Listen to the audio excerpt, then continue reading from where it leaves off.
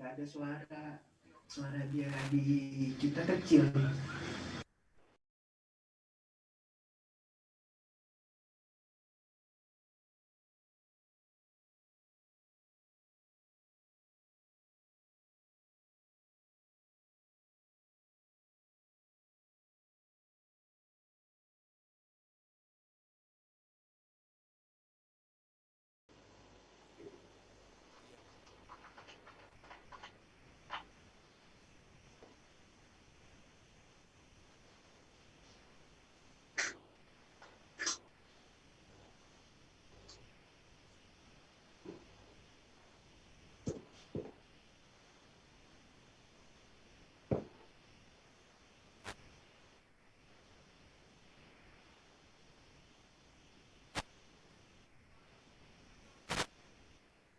Ya, Assalamualaikum warahmatullahi wabarakatuh. Selamat siang semuanya. Senang sekali kita akan mengikuti acara yaitu talk show dengan tema membangun usaha dengan sikap attitude di TBN Fest Kick-Off 2020.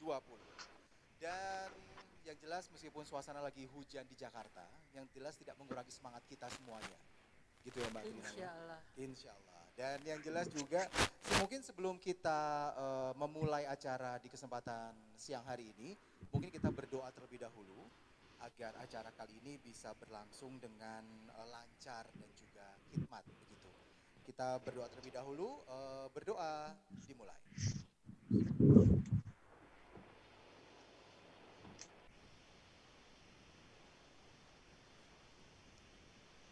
Berdoa selesai. Ya, terima kasih dan perkenalkan saya adalah Alfian Raharjo dan saya akan memandu dialog pada kesempatan hari ini. Nanti kita akan memulai dengan apa itu namanya peraturan baru di mana setiap peserta nanti kita minta untuk check in.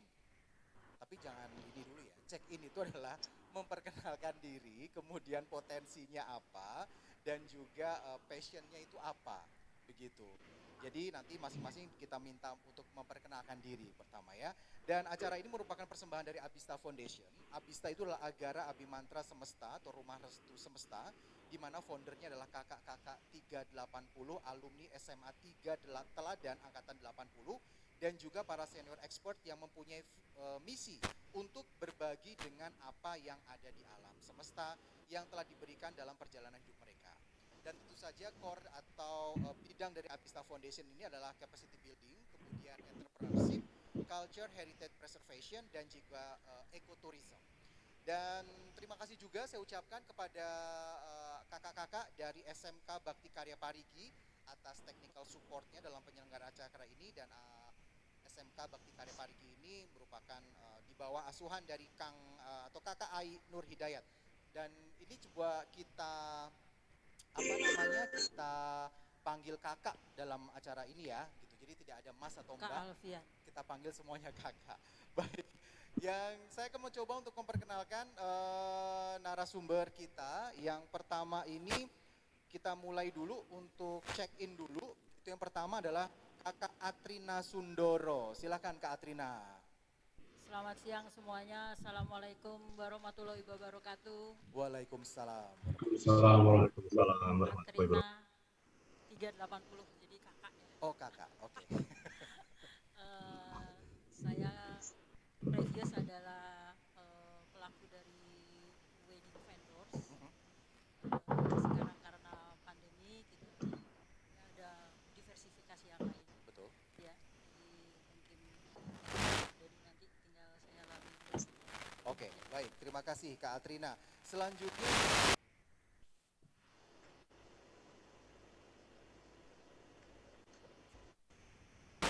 selamat siang waktu Jakarta, Kak Gustovani mungkin bisa memperkenalkan diri atau bisa check-in terlebih dahulu, Kak Gus.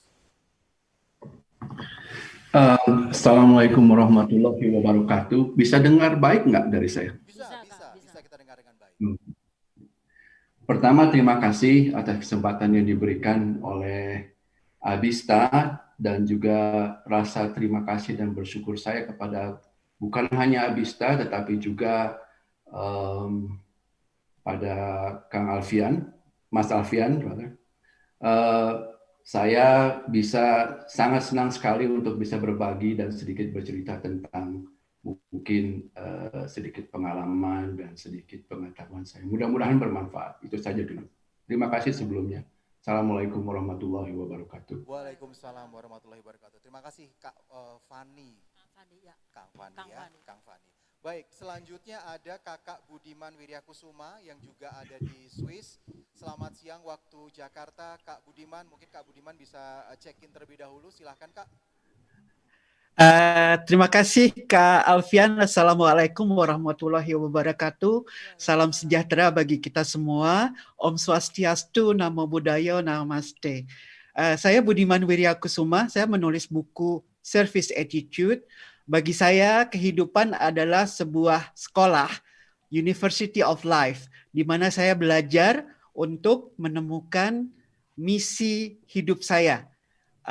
Dan saat ini saya sangat berterima kasih kepada semesta yang telah memberikan kesempatan kepada saya untuk dapat hadir.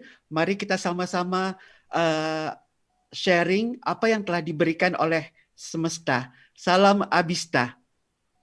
Oke. Terima kasih Kak Alfian. Ya baik, terima kasih Kak Budiman. Selanjutnya juga ada Kakak Heni Handayani Puji Rahayu. Selamat siang Kak Heni. Kak Heni mungkin bisa langsung check-in Kak Heni.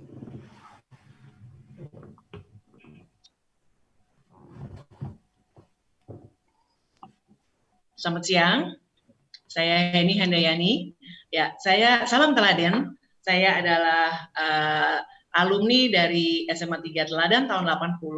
Saya sehari-hari memang sebagai arsitek dan perencana, tapi saya menikmati kehidupan ini dan saya adalah suka menginspirasi bagi orang lain dan saya suka bertemu dengan orang lain dan saya suka melakukan pekerjaan baru. Terima kasih. Oke, baik. Terima kasih Kak Heni. Selanjutnya juga ada Kakak Ahmad Friskantono. Selamat siang Kak Anton. Mungkin bisa langsung check-in Kak Anton. Ya, terima kasih Kakak Alfian. Assalamualaikum warahmatullahi wabarakatuh. Salam sejahtera bagi kita semua. Nama lengkap saya memang Ahmad Friskantono, tapi saya biasa dipanggil Anton. Kebetulan saya juga alumni SMA 3 Teladan, kebetulan juga angkatannya sama 80. Saya sebetulnya lebih banyak di perbankan, berkarir kurang lebih sekitar 30 tahun, dan setelah itu saya ingin lebih membagi sharing ilmu atau apa yang saya pernah dapatkan. Jadi misi saya adalah learning is a journey, journey is a learning. Mudah-mudahan pada kesempatan yang baik ini kita bisa berbagi bersama dan mendapatkan manfaat dari sini. Terima kasih. Assalamualaikum. Baik, terima kasih. Waalaikumsalam Terakhir ada warahmatullahi Kakak wabarakatuh. Tony Sukirno. Kak Tony mungkin bisa langsung check-in terlebih dahulu Kak Tony. Dari Bali. Oh dari Bali, Kak Tony lagi dari Bali.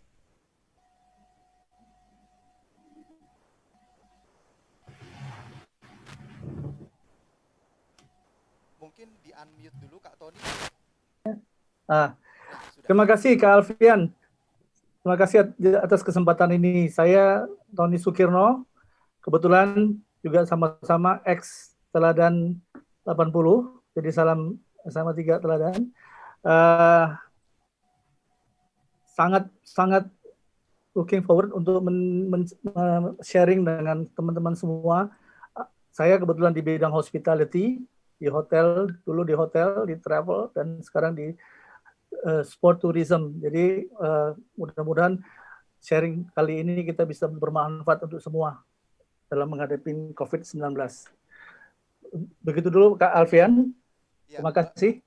Ya, baik. Terima kasih Kak Anton. Itu tadi ya sejumlah panelis yang sudah hadir di kesempatan siang hari ini untuk berbicara tentang membangun usaha gitu ya, sesuai dengan service attitude. Nah, keynote speaker kita ini ada Mbak Atrina, Kak Atrina gitu. Karena mungkin kita ini semua adalah senior-senior saya. Jadi saya harus hormat dulu pada para senior saya ini gitu. Meskipun saya bukan SMA 3 lulusan SMA 3 Jakarta, tapi saya tetap salut buat para senior-senior saya ini yang sudah terus mengembangkan sayapnya gitu ya, membangun berbagai macam usahanya, kemudian juga menginspirasi banyak orang, mendidik berbagai macam orang untuk berperilaku lebih baik lagi begitu. Nah, mungkin Kak Atrina, pertanyaan saya pertama, Kak Atrina kan adalah sebagai seorang pelaku UMKM ya, sebagai seorang pengusaha begitu ya, bergerak di bidang floris. Iya. Bergerak di bidang floris. Nah, Kak Atrina, mungkin Kak Atrina bisa cerita bagaimana awalnya punya ide gitu membangun usaha floris ini, kemudian suka dukanya apa, terus kemudian perjalanannya sejauh ini apa saja yang sudah dilalui begitu Kak Atrina? Terima kasih Kak Alfian. Jadi industri floris saya sudah 35 tahun. 35 tahun, wah luar biasa. Tetap konsisten karena passionnya memang cuma di floris. Jadi sebenarnya lebih kepada anything about flowers sih. Jadi wedding flowers, apapun yang tentang bunga saat itu. Dengan berjalannya waktu, kemudian saya juga berkarir sendiri, kemudian pernah juga di salah satu hotel bintang 5 di Jakarta, itu juga 15 tahun, kebetulan kembali kepada solo karir lah seperti itu. Sebelum pandemi memang 35 tahun itu adalah masa keemasan ya. Oke. Ya, masa keemasan terutama di Jakarta. Masa gemilang lah ya. Masa gemilang gitu ya. karena memang tidak ada hari tanpa wedding ya di Jakarta. Dan suka duka tentu banyak dan saya menikmatinya sekali. Kemudian semua tentang bunga, jadi kematian juga bunga, sedih juga bunga, bahagia juga bunga, itu aja. Jadi memang benar-benar udah merasuk lah begitu, 35 tahun. Kemudian suddenly saya langsung ke sekarang yang sekarang saya jalani atau gimana ya Kak Alfian. Jadi serta-merta kan memang kita semua merasakan COVID ya, kita sebutnya pandemi ya. Semua jadi, terdampak oleh pandemi ya. Jadi pandemi adalah salah satunya yang mematikan wedding industry. Mematikan wedding industry dari sejak Maret itu betul-betul memang kita bilang mati suri karena betul-betul memang tidak ada yang wedding. Adapun juga hanya boleh 10, 20 atau max juga cuma 20 orang.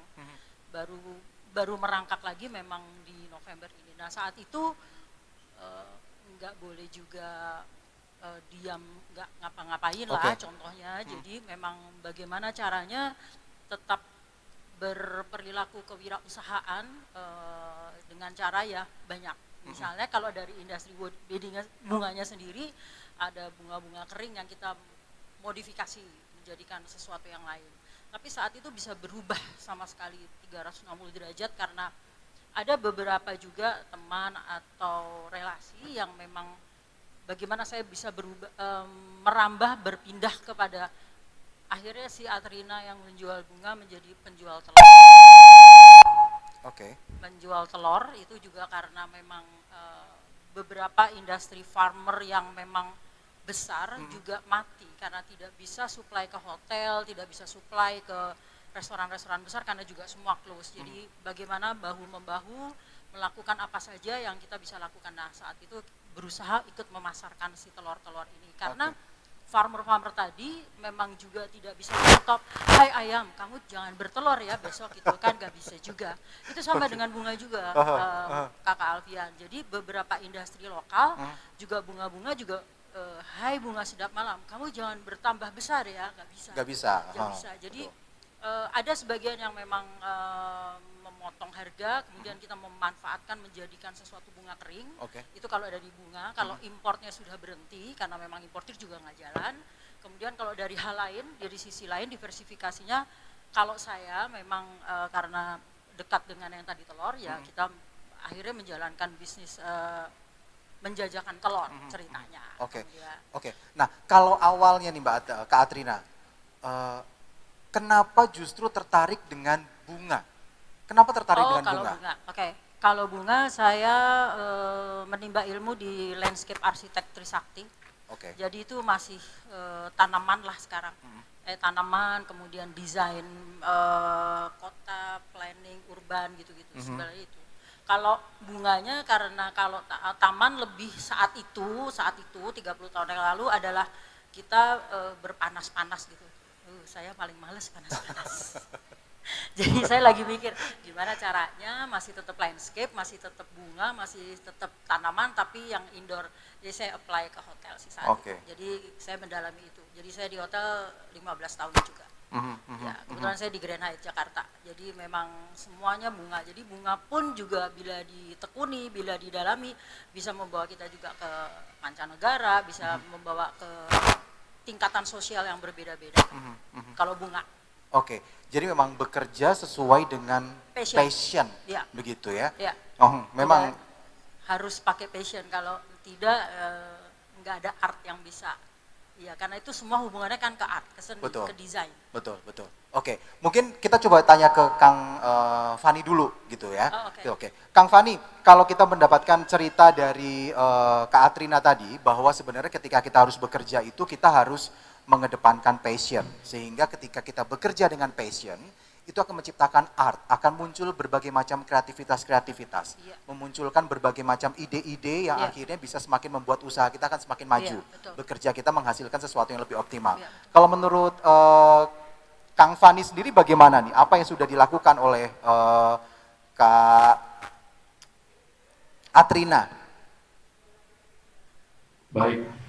Terima kasih sebelumnya Kak Alfian, dan saya juga berterima kasih dan apresiatif sekali kepada Kak Atrina ya, karena sebetulnya kalau kita bisa jujur kepada diri kita sendiri, it takes guts to speak in front of a lot of people and potentially hundreds of people live online, to undress yourself. Not undress in a physical sense, but really to be vulnerable, dan bercerita tentang dirinya. Nah, khusus menanggapi pertanyaan Kak Alfian tentang Kak Atrina. Menurut saya, Kak Atrina ini tanpa sadar, itu dugaan saya, tapi saya rasa mungkin agak sadar juga. Itu sudah menjawab pertanyaan yang paling esensi untuk bisa sukses dalam hidup. Apakah itu wira swasta, apakah itu karir, apakah itu dalam bidang sosial misalnya, apapun bidangnya. Yaitu pertanyaan yang sudah dijawab dengan oleh Kak Atrina adalah why? Why do I want to do what I want to do?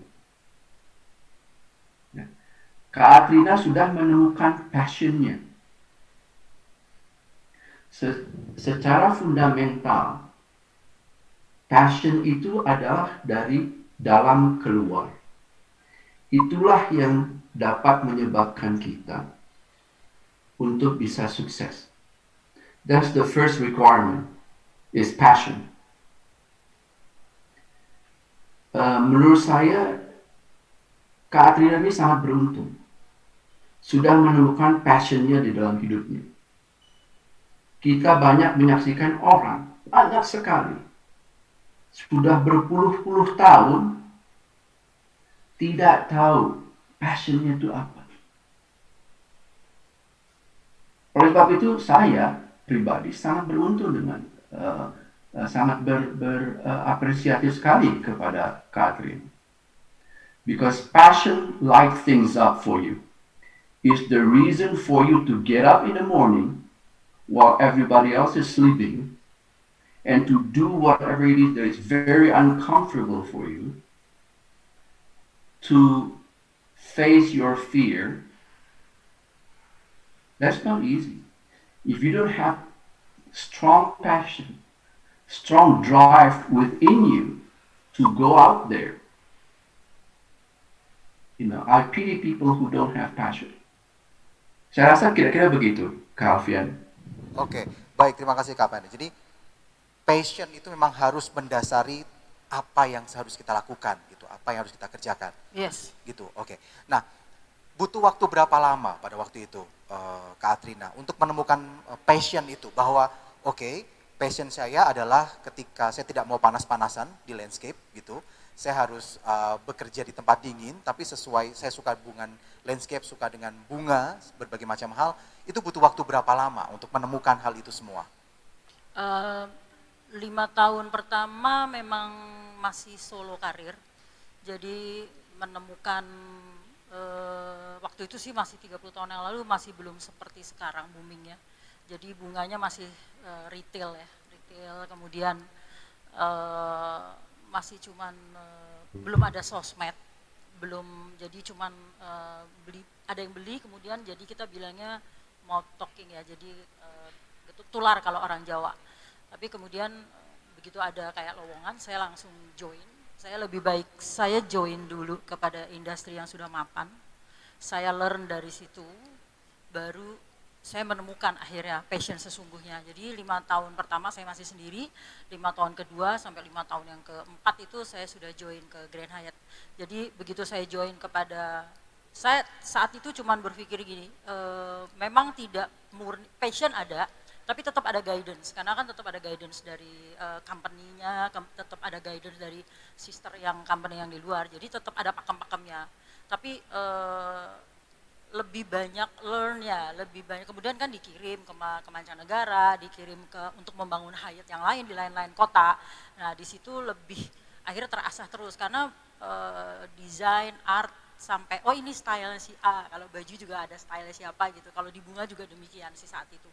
Jadi ini style siapa, ini style siapa, itu sudah mulai kelihatan. Jadi kan akhirnya karena kita bekerjanya dengan passion dan disesuaikan dengan apa ya, pakem itu apa ya, instruksi dari internasional ya. Jadi akhirnya do and don't-nya itu ya. Iya, jadi akhirnya menemukan setelah ya 15 tahun akhirnya bisa menemukan itu. Jadi akhirnya menemukan passionnya, passion.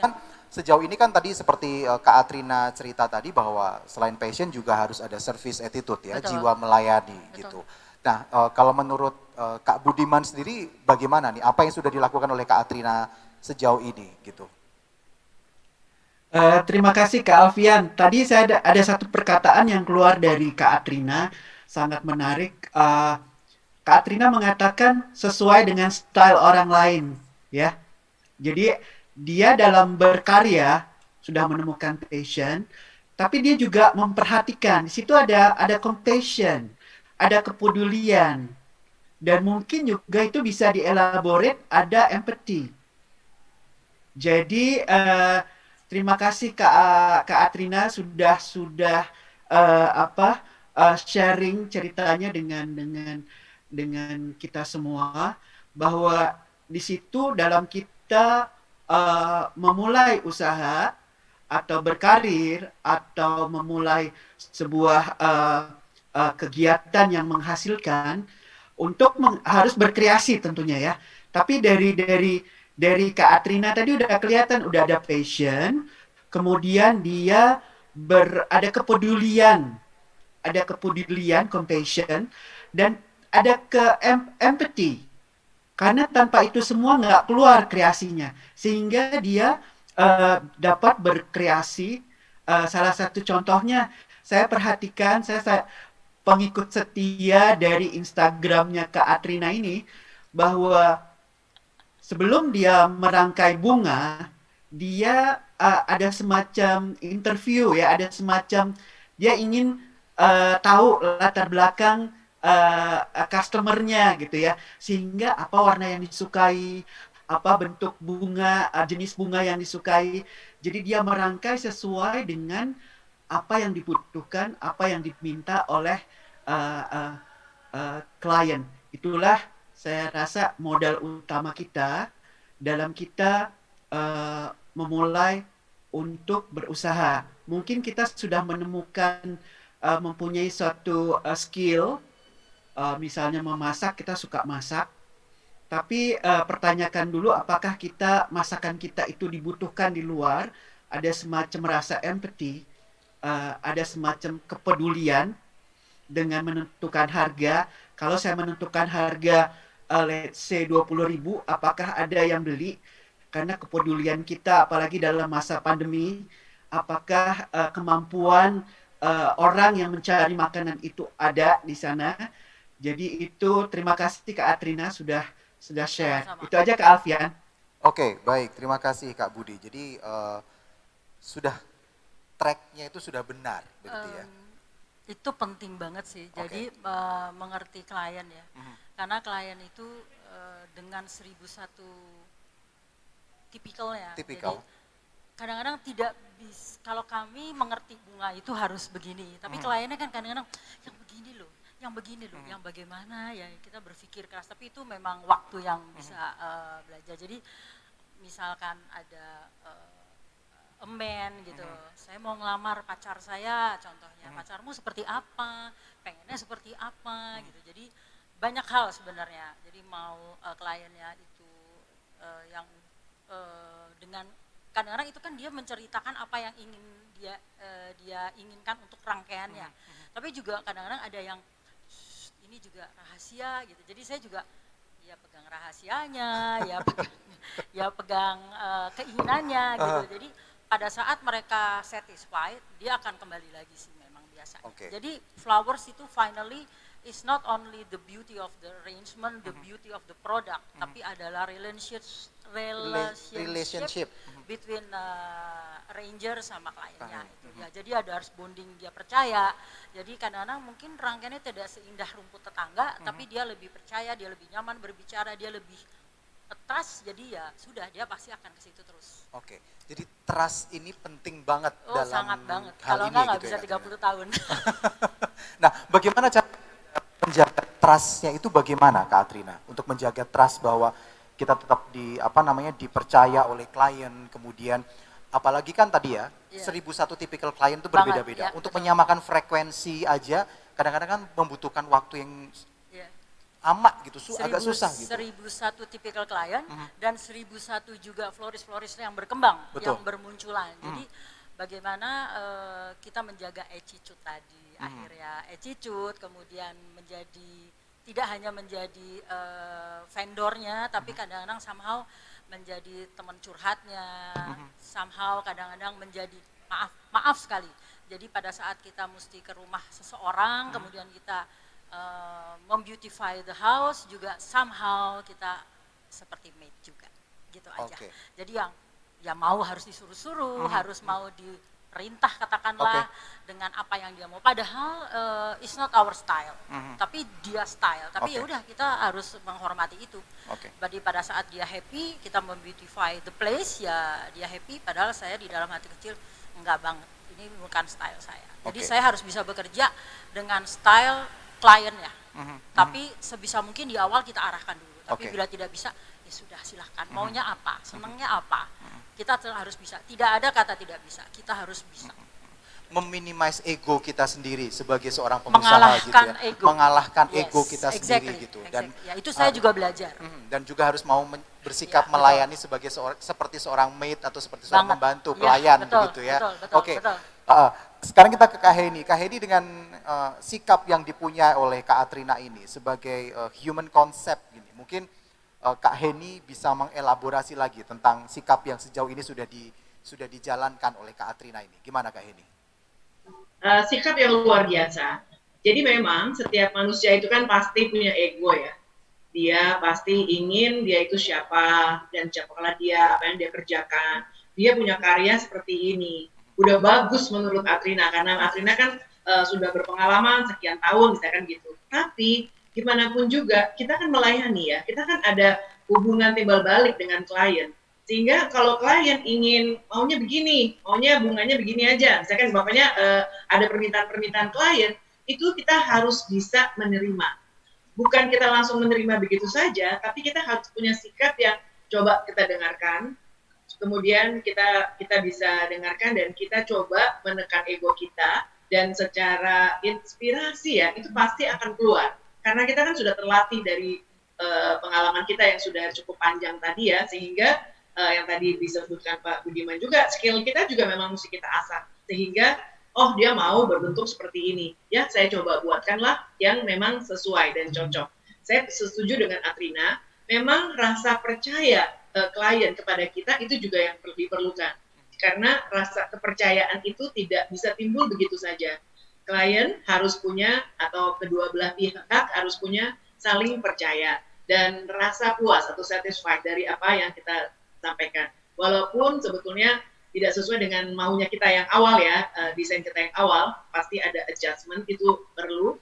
Dan kalau seperti Atrina ya, itu sudah bisa adjust di segala situasi. Saya makanya percaya pada saat situasi yang seperti ini pun Atrina semakin kreatif, bisa mengalami inspirasi yang luar biasa datang dari dirinya, bahwa oke, saya mau kerjakan ini, saya kerjakan ini aja, saya jadi UMKM aja, banting setir itu bagi seorang Atrina yang sudah dipupuk ya selama perjalanan ini, itu menurut saya cukup baik, karena dia pun sudah melaksanakannya dengan passion, dan dia pun sudah paham bahwa siapa dirinya. Jadi dalam dirinya dia pasti kadangkala memang ada yang dipertimbangkan ya, bahwa memang betul egonya harus bisa dikuasai gitu ya, didamaikan. Itu sebetulnya suatu perjalanan hidup yang cukup sulit, tidak mudah untuk bisa menurunkan ego. Ya, apalagi Atrina seorang kreator ya, yang memang kreasinya tuh cukup bagus gitu sebetulnya. Tapi kita juga harus bisa menempatkan diri supaya kedua belah pihak itu merasa sepadan gitu, maksudnya merasa oke, sama-sama puas. Jadi kalau kita bisa menempatkan diri seperti itu, saya rasa sih itu sikap yang paling baik. Jadi sikap yang seperti melayani, kemudian kita mesti datang dari compassion kita tadi ya, sehingga kreativitas itu datang. Dan kadang-kadang kita pun kurang bisa menyadari ya, bahwa kita sebetulnya mempunyai potensi lain dari diri kita. Nah, dari kita bisa menyelaraskan lah ya, dari kita, dari egonya dan lain-lain, saya rasa itu potensinya akan keluar dengan tiba-tiba yang kadang-kadang kita nggak sadari. Kita heran gitu, kok gue bisa ya? Nah, itu hal-hal ini yang memang harus kita latih lah, apalagi di saat-saat seperti ini. Kira-kira gitu, Mas, Kak Alfian. Oke, baik, terima kasih Kak Heni. Kak Atrina, tadi kan sempat berceletuk ya, bahwa menekan ego ini luar biasa susahnya begitu. Seberapa bukan susah, tidak mudah. Tidak mudah. Nah, mungkin bisa cerita ada pengalaman yang bisa di-share gitu. Seberapa nggak mudahnya sih kita menekan ego itu? Beberapa case kalau di Bunga misalnya weddingnya tanggal 12 Desember, requestnya baru sekarang. Oke. Itu buat saya, kemana aja lo selama ini gitu kan. Berarti lo cuma tinggal cari gue yang terakhir gitu. Tapi kan saya nggak mungkin kemukakan itu dengan manisnya, oh baik gitu, itu tanggal rame gitu.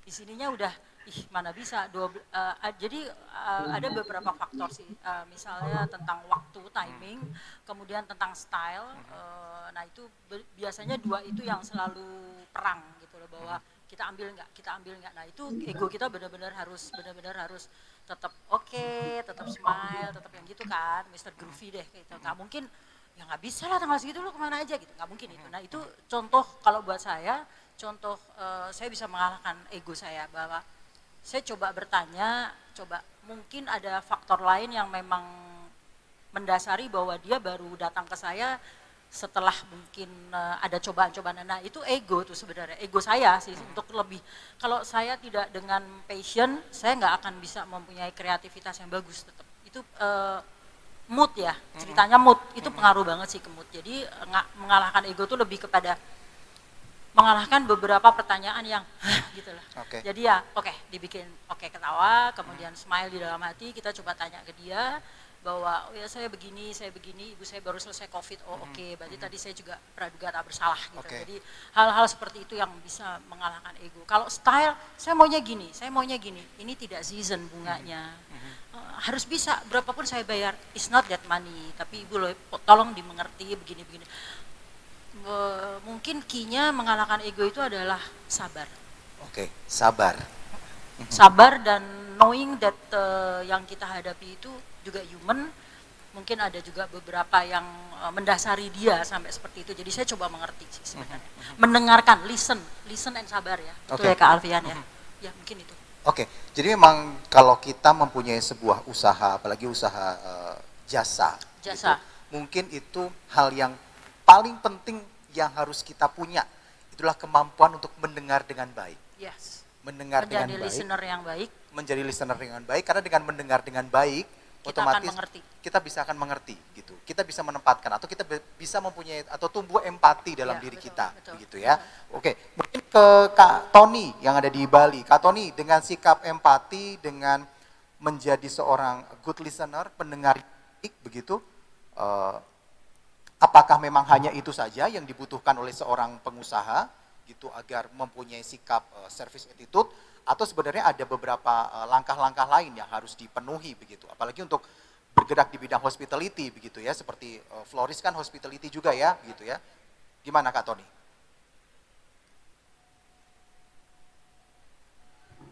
Mungkin bisa di-unmute dulu Kak Tony.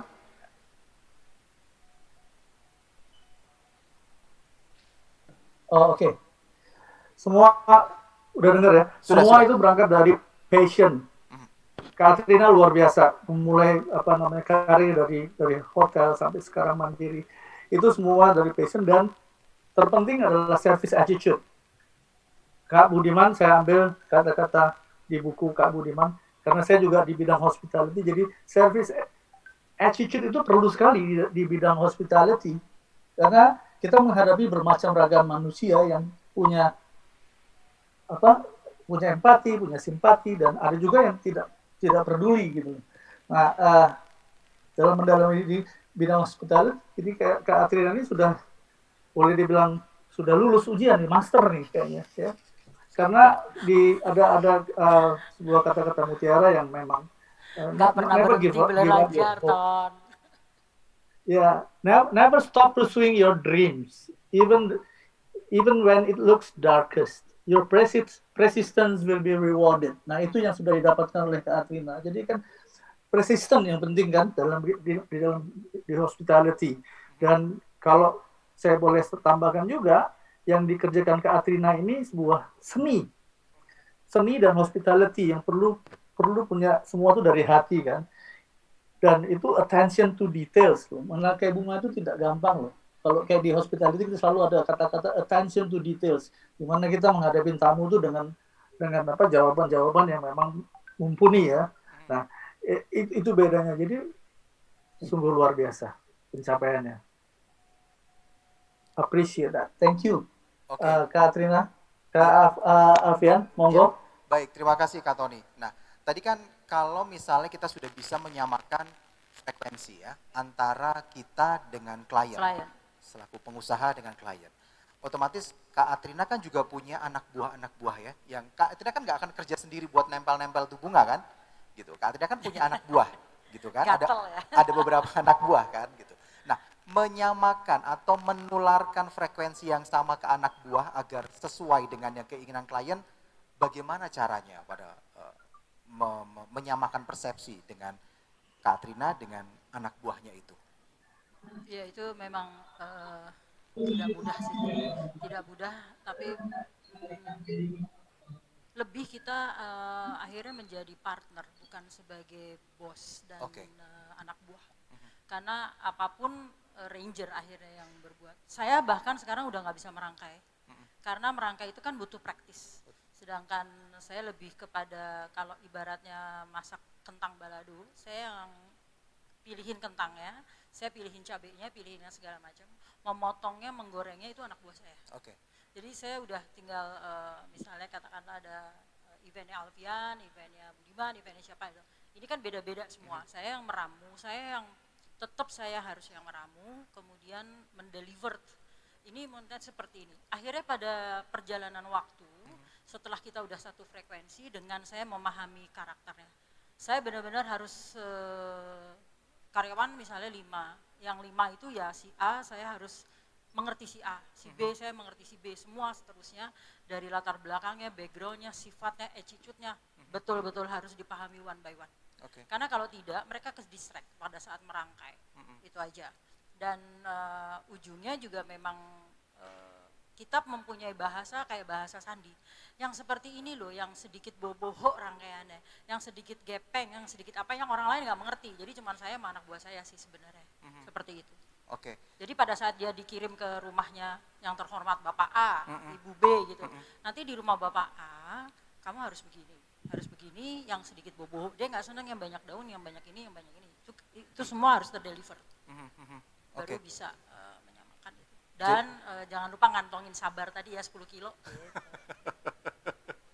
Karena sabar itu adalah yang paling penting. Sabar itu selain passion, sabar. Staffing juga belajar sabar. Oke, kenapa penting sabar itu kenapa penting banget, Katrina? Kalau tidak sabar itu penting banget, memang karena sabar menghadapi klien, sabar menghadapi rangkaiannya sendiri yang misalnya mungkin panjang banyak nggak selesai-selesai, itu juga sabar. Kemudian sabar juga dengan situasi pada saat itu somehow rumah bapak terhormat A, ibu terhormat B juga nggak pakai AC itu udah panas banget. Kalau buat kita panas, itu tuh rangkaian tuh pasti mati gitu loh. Jadi intinya ini pala kan kalau nggak dingin udah nyut gitu. Nah itu harus sabar. Sabar yang itu, sabar dalam pekerjaan. Kalau sabar yang kepada menghadapi klien ya tentu dengarkan dulu, listen dulu, baru kamu action gitu. Itu aja sih. Kalau sabar di saya lebih ke stylenya kan. Jadi ya saya berusaha mendengarkan. Kadang-kadang ceritanya dari ujung A sampai ujung B, C sampai Z, tapi ternyata cuma di huruf G dia maunya itu. Jadi kita memang harus jeli sih sebenarnya. Itu aja sih sebetulnya. Ya Kak Anton, kalau dari cerita Kak Adria tadi, sabar tuh ada terbagi gitu ya, ketika sabar menghadapi situasi yang kita temukan di lapangan, dan juga sabar ketika kita menghadapi klien. Ya itu the most important. Itu adalah paling penting. Kalau menurut Kak Anton sendiri bagaimana Kak Anton? Ya, terima kasih Kakak Alfian. Ini Kakak Katrina rupanya betul-betul menjiwai pekerjaannya. Artinya dia bekerja dengan hati. Jadi kalau dia bekerja dengan hati, sabar itu meskipun kelihatannya berlawanan dengan ego, tapi sebetulnya sudah jadi satu gitu di dalam cara berpikirnya segala macam. Kelihatannya nggak sabar, tapi sebetulnya kalau sudah sekian puluh tahun di bidang yang sama, hospitality, dan ketemu dengan klien, dan itu salah satu contoh yang bagus untuk memberikan service attitude gitu ya. Seperti Kakak Bima sampaikan juga di bukunya bahwa service attitude itu tidak hanya hari ini bagus, besok tidak, enggak, harus konsisten juga. Nah ini yang susah nih konsistennya. Tadi seperti Kang Fani sampaikan juga, sudah punya misi yang konsisten dari awal sampai sekarang, itu tidak semua orang punya passion atau misi pribadi yang seperti itu. Jadi itu luar biasa dan disitulah letak energinya. Jadi tadi kan ada kata-kata tidak bisa, bukan tidak bisa, ya kan? Itu hanya belum dicoba. Pasti semua mencoba pasti bisa. Jadi selain sabar, optimisme, kemudian tadi yang sulit itu adalah dengan klien, ya kan, kemudian menerjemahkan dengan subordinate, gitu. Itu memang tidak mudah, karena ya kadang ada istilah chemistry, itu karena dia chemistry-nya bisa nyambung antara klien dan yang ketemu klien dan juga di staff-nya. Tapi sebetulnya itu staff-nya itu juga bekerja dengan hati. Nah, jadi semuanya sama dengan Kakak Katrina, sehingga lebih mudah komunikasi. Apalagi tadi sebutkan itu bukan bawahan tapi partner. Itu kata yang bagus juga. Jadi semua ini kan kita masing-masing pribadi punya kelebihan dan kekurangan. Jadi itu ada kolaborasi, ada sinergi di situ. Kemudian ada satu lagi yang saya itu tadi mendengar dengan baik. Itu memang sulit ya. Jadi pendengar yang baik. Rata-rata kita semua ya naturally saling pengen berhubungan ngomong, apalagi kalau kakak-kakak semua kalau sudah umurnya makin sepuh kita berebutan untuk bicara. Nah ini kalau dari situasi Kakak Katrina tadi menghadapi klien itu rasanya ya saya bisa mengerti, pengen ngomong tapi jangan dulu, klien selesai dulu, ya kan, bicara apa yang dimauin baru gantian. Nah itu pun juga nggak langsung. Jadi kadang-kadang klien maunya kan kreativitasnya macam-macam, beda-beda. Jadi menurut saya yang jadi baik. Tapi mungkin dari semuanya kalau tadi saya amati itu ada sesuatu saya ngutip dari salah satu David itu yaitu begin with the end of mind. Itu sangat bagus sekali. Jadi Kakak Atrina ini selain service attitude yang bagus, tetapi selalu mempunyai begin with the end of mind. Jadi tadi kalau ada itu, proses yang tadi itu kelihatan sulit itu jadi tidak sulit. Itu hanya 1, 2, 3 langkah yang harus dilakukan. Karena sudah tahu tujuannya mau.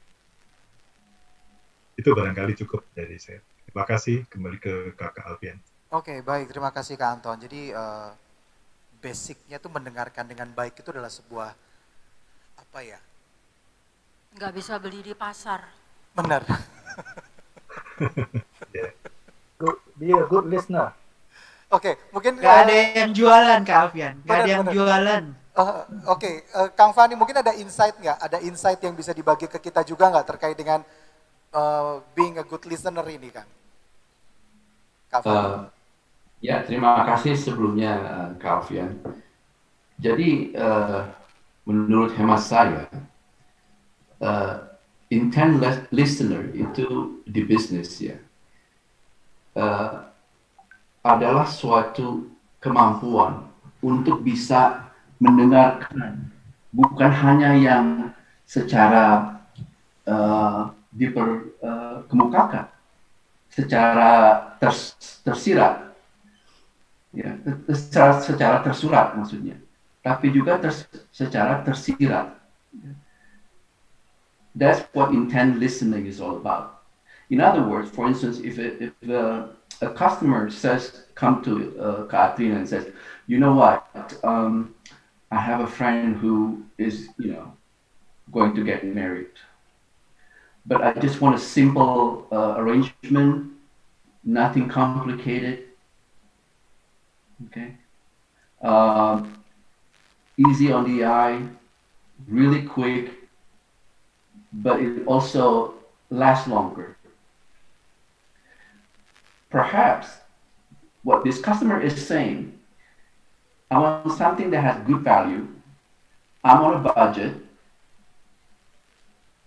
I don't want something that is complicated and is too elaborate. Sometimes customer doesn't say that.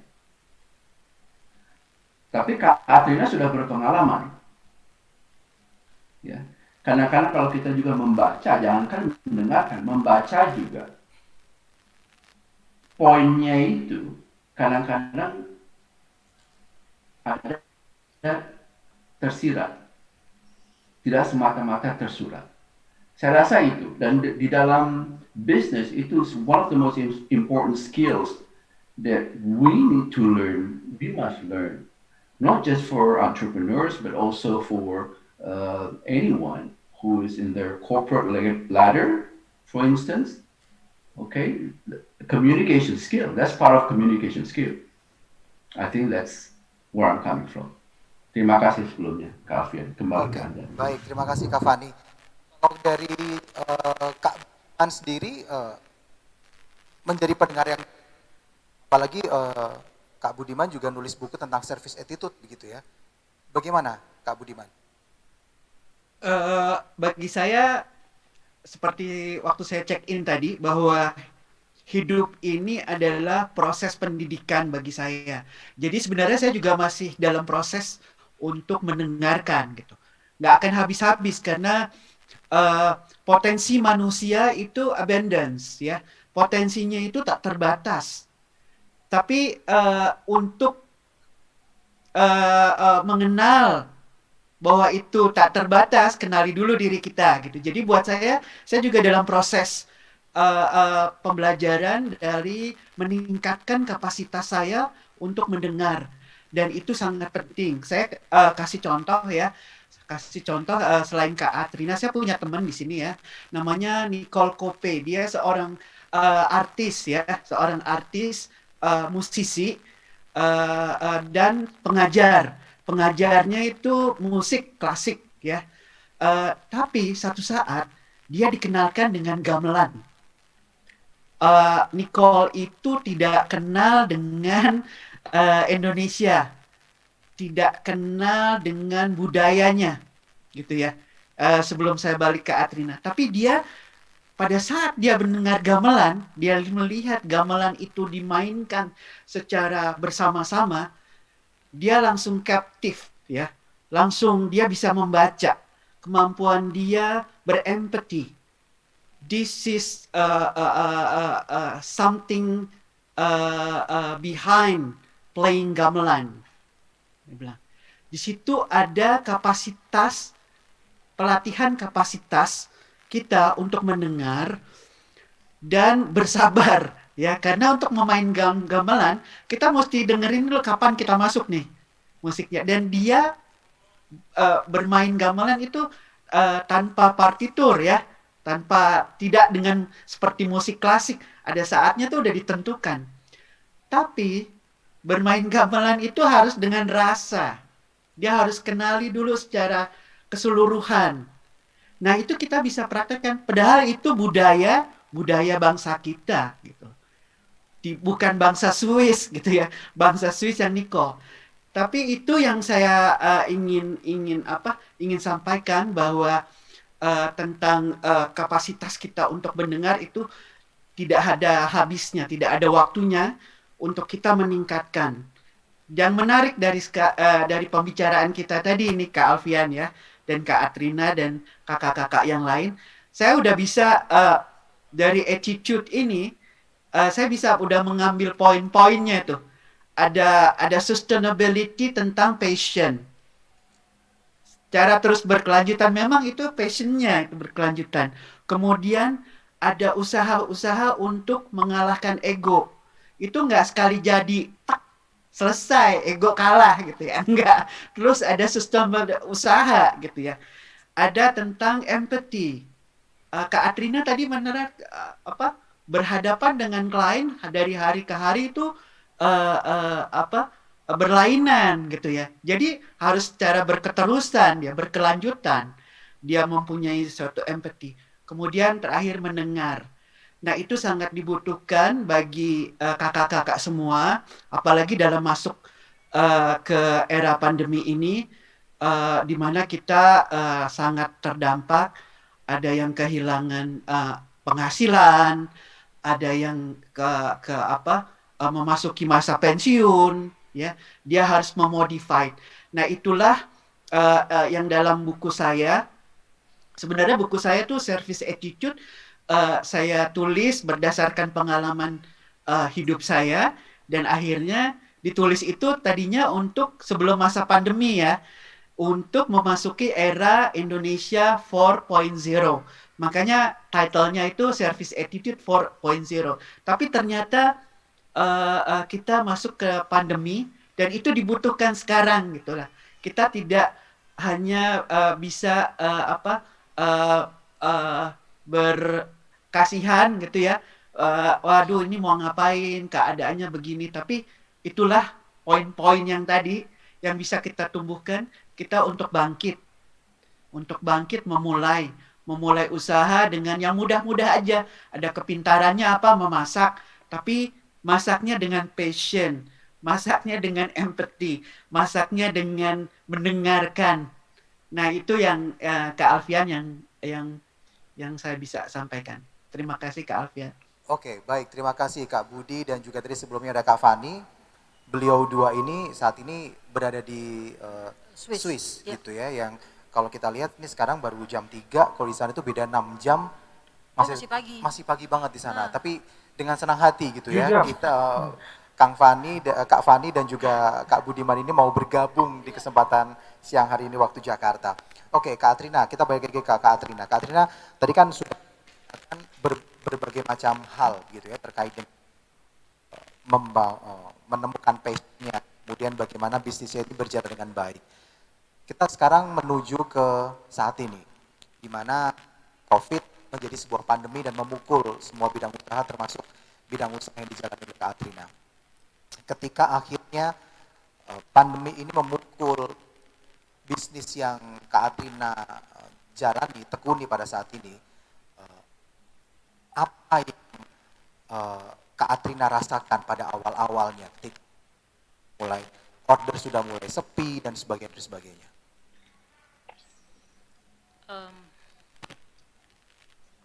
saat itu Februari Maret ya berarti. Ya terpukul tapi nggak sampai meraung-raung. Terpukul cuman 2-3 hari. Karena lebih bukan menggembirakan, lebih berserah dirinya adalah this is all the whole world. Karena memang importer kita yang di Belanda segala semua juga mereka close. Oke. Jadi memang kalau kami kan kliennya wedding terutama, jadi weddingnya juga berhenti. Apapun berhenti kecuali yang meninggal. Jadi bunga duka citanya masih jalan terus sih. Tapi kan lebih kepada art atau apa itu semua stop lah saat itu. Ya terpukul sih pasti terpukul, tapi nggak berkelanjutan. Saya harus bangkit. Saya lebih percaya bahwa everything happen for a reason. Jadi bagaimana caranya? Yaitu tadi benar-benar diversifikasinya total berubah. Diversifikasinya total berubah. Jadi ya menjadi penjual telur. Kemudian apa yang saya bisa selama ini zaman keemasannya merangkai bunga, sosialita, blablabla gitu segala macam. Lebih berpikir oh ya mungkin saatnya saya berpikir karena yang berdatangan adalah maaf kurir-kurir pengantar bunga, kemudian mereka juga nggak ada job lagi. Tapi terus istri saya bisa ini, istri saya bisa ini. Ayo udah kalau gitu gimana kalau kita belajar bikin rempeyek ceritanya. It's totally, saya nggak pernah di dapur Kang, punten Kak. Jadi bagaimana ayo, jadi saya lebih saat itu memberdayakan para istri-istri kurir saya untuk ayo kita bikin rempeyek, trial error seperti itu. Nah itu satu-satunya yang paling berhasil. Sekarang saya jadi penjual rempeyek gitu ceritanya.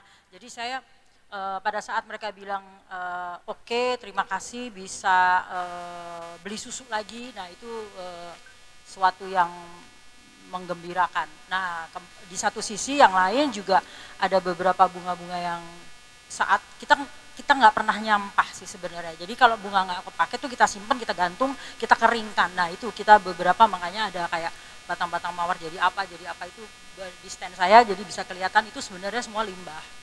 Lebih ke ayo kita bikin ini memang. Jadi memang saat merakit pertama kali juga dengan jangan sampai jatuh sih sebenarnya air matanya, tapi ya lebih percaya bahwa ini semua, karena kalau misalnya cuman lokal kita pasti sedih ya, tapi ini kan kita tahu ini global, jadi nggak apa-apa kita bangkit. Nah kemudian saya senengnya dan kepinginnya juga melihat di beberapa grup itu seperti itu, jadi beberapa langsung jual makanan, jual ini, jadi saya pengen mengajak terutama sih untuk angkatan saya dulu, jadi saya juga tahu teman-teman angkatan 80 itu juga banyak sekali yang tiba-tiba bermunculan kreativitasnya, bisa bikin kue, bisa bikin snacks, bisa bikin apa aja, bikin kalung kacamata, bikin macam-macam. Jadi disitulah kita Abista kepingin sekali, ayo kita bareng-bareng bersama-sama bangkit bareng-bareng, Indonesia juga bangkit bareng-bareng. Itu aja sebenarnya.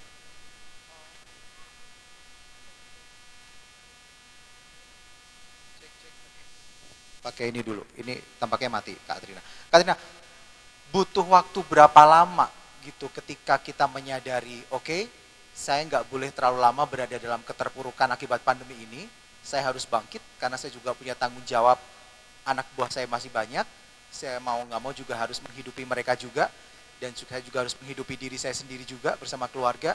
Itu butuh waktu berapa lama untuk menyadarkan diri untuk bahwa gak boleh terlalu lama berada dalam keterpurukan? Gak usah pakai lama-lama, hitungan hari aja. Apapun yang bisa kita kerjakan, ayo kerjakan. Memang pada saatnya, maaf sekali saya harus melay off driver, melay off beberapa. Jadi sekarang saya drive sendiri, buat sendiri, begadang sendiri dengan beberapa staff, ya udah lakukan aja. Intinya cuman jangan pernah mengeluh sih sebetulnya ya. Mengeluh tuh di dalam diri aja, maafkan, ini pasti akan selesai. That's it. Jadi tetap harus bangkit, harus bareng-bareng bangkit. Kalau nggak bangkit siapa lagi? Siapa yang mau tolong sekarang? Nggak bisa. Itu aja. Kak Heni, kalau kita dengar tadi, Kak Trina sempat bilang bahwa kadang kreativitas itu muncul ketika kita berada dalam keterpurukan atau ketika ditekan benar-benar dalam posisi zero level gitu ya.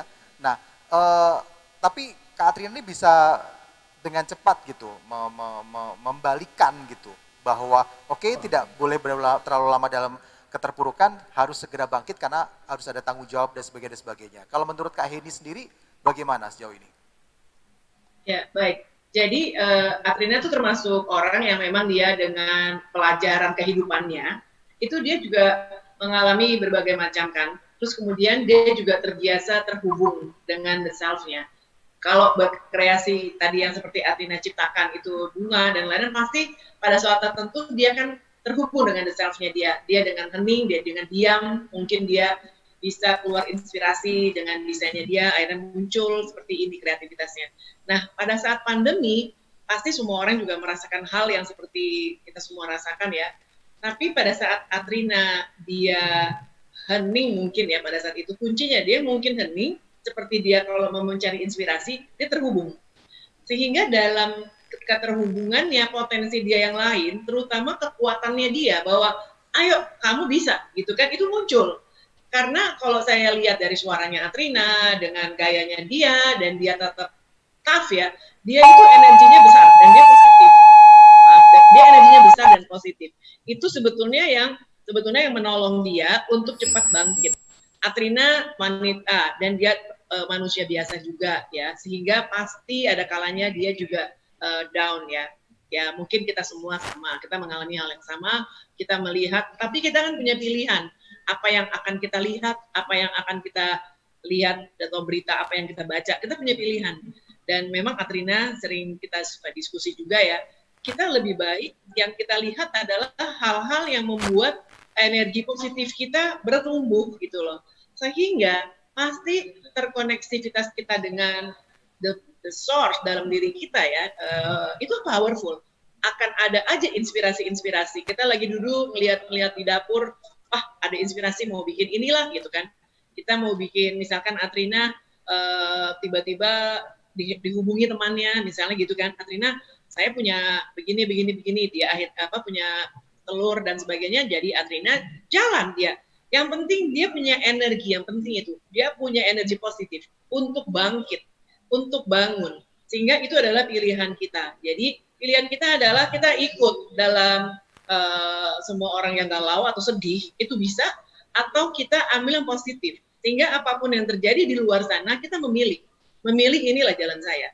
Atrina memilih, karena kita ya sebetulnya punya network ya, teman-teman di Abista maupun juga Atrina mengikuti beberapa teman yang memang mensupport dia, dan masing-masing itu sebetulnya juga galau ya, sama lah ada kondisi begini, tapi kita semua bisa memilih di mana posisi kita. Yang terpenting itu Kak Alfian, dan kita tetap bersyukur karena begitu kita bangun tidur kita bersyukur, loh kok saya sehat ya, energi kita tuh langsung timbul gitu, langsung sehat. Seperti Atrina kan, dia nyetir sendiri sekarang, dia begadang sendiri, merangkai bunga dan lain-lain. Orang lain yang lihat malah, Trin, hati-hati ya, apakah kamu nggak capean gitu kan sebenarnya. Tapi dia dengan semangatnya tadi yang datang dari dalam dirinya, itu dia kuat. Dia nggak ada supir, dia bawa ininya dagangannya, dia telur ya, jauh-jauh. Kadang-kadang saya suka tanya, kamu kemana? Dari rumahnya dia yang di BSD, dia pergi ke Bintaro lah, atau enggak dia pergi ke Jakarta Pusat, ke Gunung Sahari dan sebagainya sampai malam. Dan itu datangnya dari mana kekuatan itu? Ya dari tadi sikapnya dia yang tidak mau kalah, yang tidak mau mengalah gitu terhadap apapun kondisi. Jadi sikap itu yang sebetulnya kita butuhkan. Karena apa? Kalau kita dalam keheningan tadi dengan yang positif itu akan datang kreativitas. Di telepon orang lah untuk kita bisa membantu dia menjualkan telur ya, dan ada sisi positif lainnya, dia kan juga membantu orang itu untuk bisa mendapatkan supaya ayam-ayamnya tadi ya, telurnya bisa dan dia membantu juga orang-orang yang berjualan roti dan lain-lain untuk mendapatkan telur yang kualitasnya baik. Dan pada saat Athena juga dia punya empati kepada pegawainya atau istri-istri dari pegawainya itu yang jadinya punya ide untuk membuat rempeyek, sehingga Athena kamu bikin rempeyek deh semua, sehingga mereka mempunyai kehidupan. Athena mungkin secara profit ya, kalau kita main hitung-hitungan itu mungkin tidak banyak dibanding kalau dia membuat suatu buke ya, bunga, tapi rasanya dari dalam dirinya pasti besar. Karena apa? Begitu orang lain tadi seperti Athena bilang, seneng banget bisa beli susu anaknya dan lain. Itu saya pernah merasakan juga. Itu beda loh rasanya. Biar di dadanya tuh lain. Itu ya positif energi kita tuh timbul lagi gitu loh. Sehingga kita langsungnya kayak ingin melakukan lagi. Itu sih kalau dari saya. Sehingga ya maksudnya kita bisa belajar dari apa yang Atrina lakukan ini. Boleh orang lihat dari kacamatanya orang lain, dia banting setir dan lain-lain, tapi kalau menurut saya Atrina itu bukan banting setir dan lain-lain, itu dia tetap aja menjalankan dia punya positif energinya yang memang tertuntun dari the self, dari dalam dirinya. Itu kalau menurut saya. Oke. Gitu Pak Alfian. Terima kasih Kak Heni. Kalau menurut Kak Tony sendiri, bagaimana Kak Tony? Apa yang sudah dirintis oleh Kak Atrina ini dalam menghadapi pandemi pada saat ini gitu, dengan melakukan berbagai macam cara, kalau orang Jawa bilang tuh agar dapurnya tetap ngebul gitu ya. Dapur orang lain juga. Dapur orang lain juga tetap ngebul. Gimana nih Kak Tony? Oke. Saya suka tadi dengan statementnya Kak Atrina. Berapa lama berpikir untuk merubah ke sesuatu lagi, ambil jalan lain? Within days, wow, amazing. Orang masih banyak yang terpesona sama terkaget-kaget dengan keadaan pandemik sehingga agak telat mengambil satu keputusan. Tapi dengan kata-kata yang within days itu luar biasa. Saya mengutip lagi tadi dari Kak Atrina ya, dalam mengambil last minute request.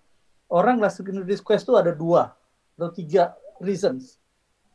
Sudah nggak dapat bunga di mana-mana, rumah jauh, tapi baru dapat informasi mengenai Atrina. 3 sama sekali memang tidak tahu mengenai berbunga.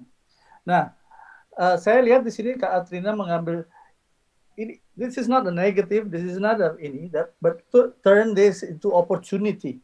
Karena bila dia si klien tadi yang last minute tadi ngambil bunga dengan Kak Atrina, dengan Kak Atrina kan orangnya suka memang bunga segala macam dengan baik, beyond expectation. This will be on the list, the next client gitu loh. Jadi kita harus ngambil semua negatif itu menjadi opportunity yang memang kita itulah service attitude, ya kan? Serving sama ngasih added value. Tadi Kak Fani juga sempat menyebutkan, bila orang datang mengatakan I have certain amount of budget, oke? Kita udah baca nih budgetnya, misalkan bunga yang bagus sekali 500.000, oke? I have only 250. Mereka punya ekspektasi dengan 250, paling bunganya begini-gini. Tapi on the service industry we don't do that. We do it beyond expectation, sehingga si klien ini dengan 250.000 merasa wow, amazing. Itulah yang ada di hospitality industry. Jadi kita kadang-kadang harus membuat ide-ide yang memang di luar jangkauan pikiran normal gitu loh. Itulah hospitality. Bisa saya kasih contoh sedikit aja pengalaman waktu saya masih di travel agent dulu. Ada tamu dari London, Inggris, datang sendiri. Kebetulan yang jemput telat. Oke. Jemput telat sih nggak seberapa, cuman 10-15 menit telat. Tapi marahnya udah kayak kita bikin macam-macam lah ya. Wah, staff saya dimaki-maki. Nggak ada yang berani naik ke atas kasih teleponnya ke saya. You see, the thing is, we have to listen to them. What is happening? Gitu. Saya dengerin satu-satu. Oke. Begitu dia selesai ngomong, saya bilang, excuse me, sir. I'm sorry what happened to you. So what you been experienced.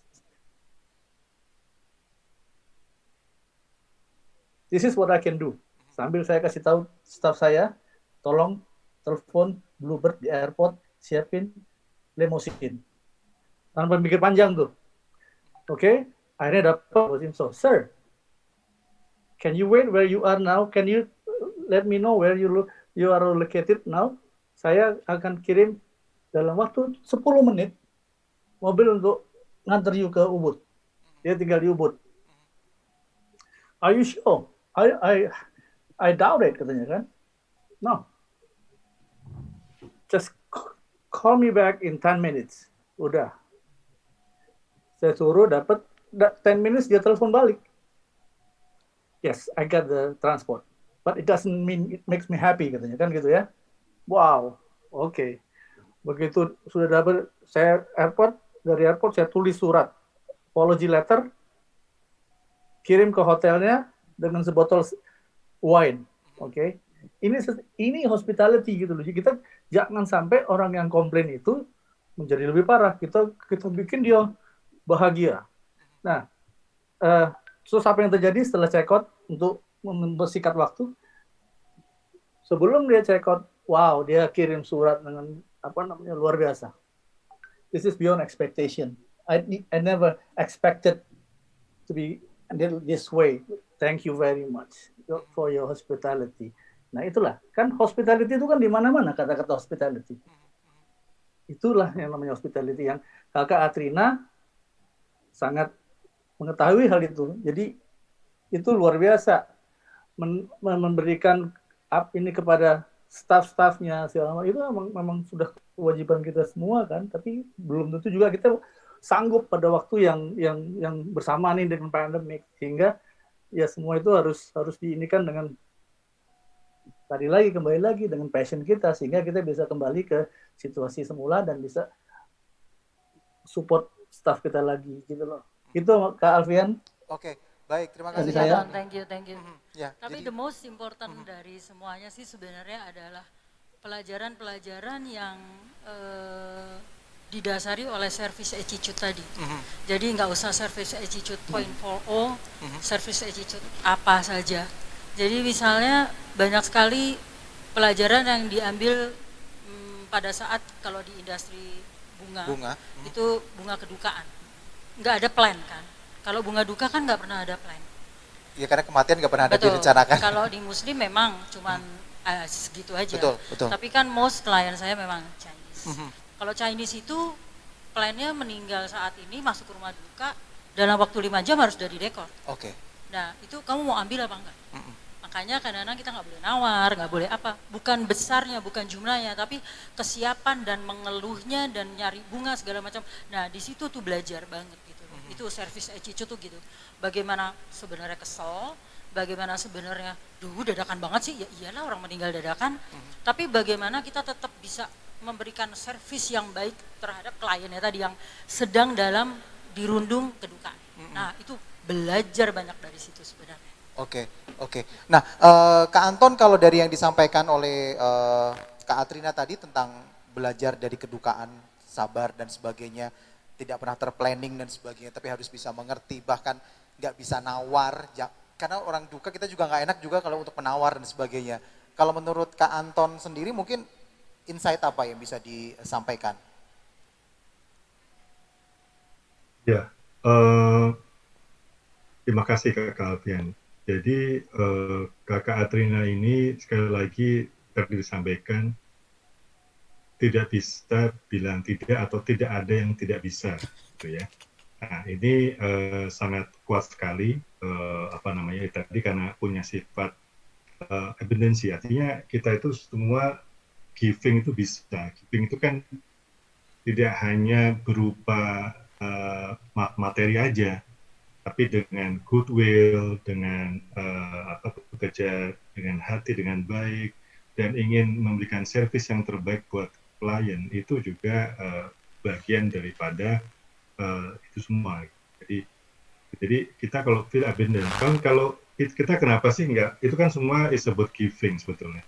Jadi kayak bukan masalah harganya gitu kan, bukan masalah apanya, tapi ada suatu keikhlasan untuk melakukannya. Jadi kalau ikhlas, mau harga berapa, yang penting paling tidak balik modal, ya udah jalankan aja. Karena nanti return-nya itu bukan langsung pada saat itu, tapi seperti tadi yang Kakak Tony sampaikan, itu mungkin you on the top of the list of the client. Artinya dia langsung akan dipanggil lagi oleh klien gitu. Karena apa? Ya itu tadi, karena servisnya yang bagus. Dan tadi sebetulnya saya ingin juga menambahkan dari Kakak Henny, sabar dan syukur. Itu memang dua prinsip yang memberikan suatu energi. Jadi bangun tidur kita bersyukur masih sehat, kita get up lagi dan kita bisa.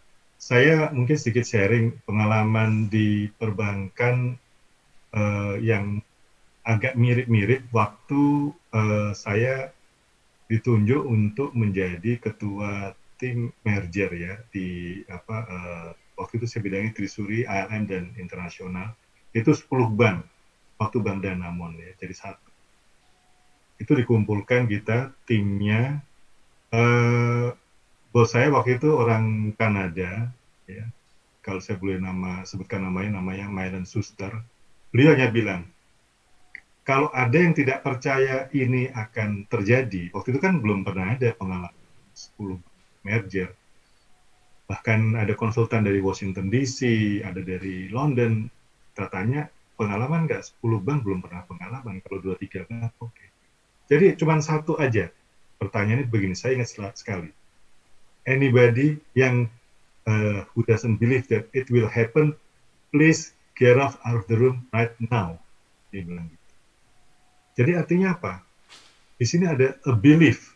Nah, belief ini penting. Belief kalau kita yakin, percaya bisa terjadi, it will happen.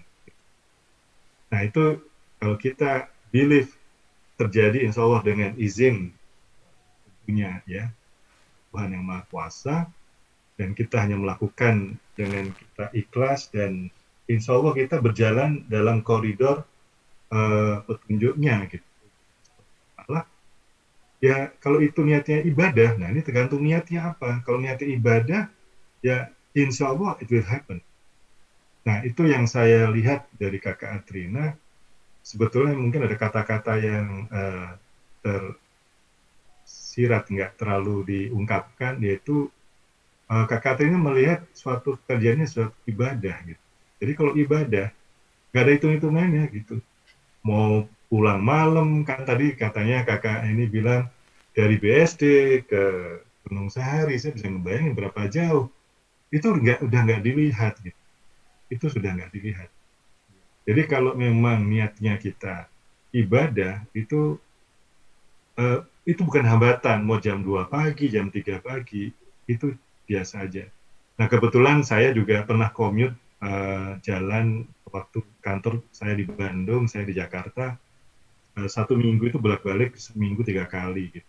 Itu juga nggak apa-apa, pulang jam 1 malam, jam 2 malam, masa ini hanya ibadah. Jadi, tapi jangan dibalik, wah saya udah kerja keras, saya ingin minta imbalan lebih tinggi, tidak sebanding. Nah ini yang kadang-kadang terbalik. Jadi kalau kita usaha dari awal belum apa-apa, oh ini profitnya kayaknya nggak nyampe jauh, jadi kita nggak usah lakukan itu, ganti. Itu susah.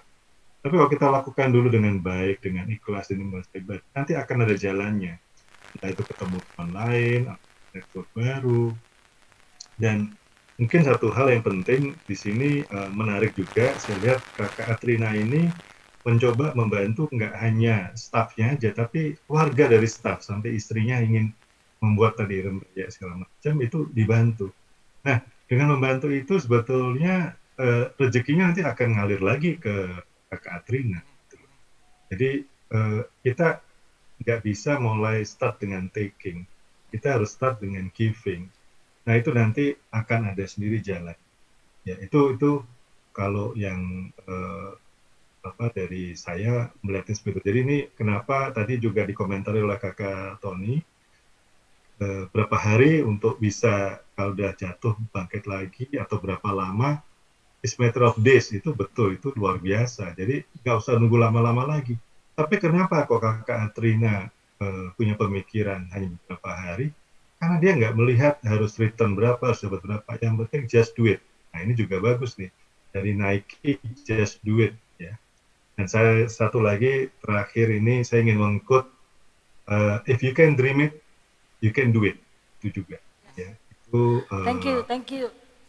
Ya, the power of dream, ya itu the power of dream luar biasa. Honda pakai itu juga. Jadi exactly it's about a dream.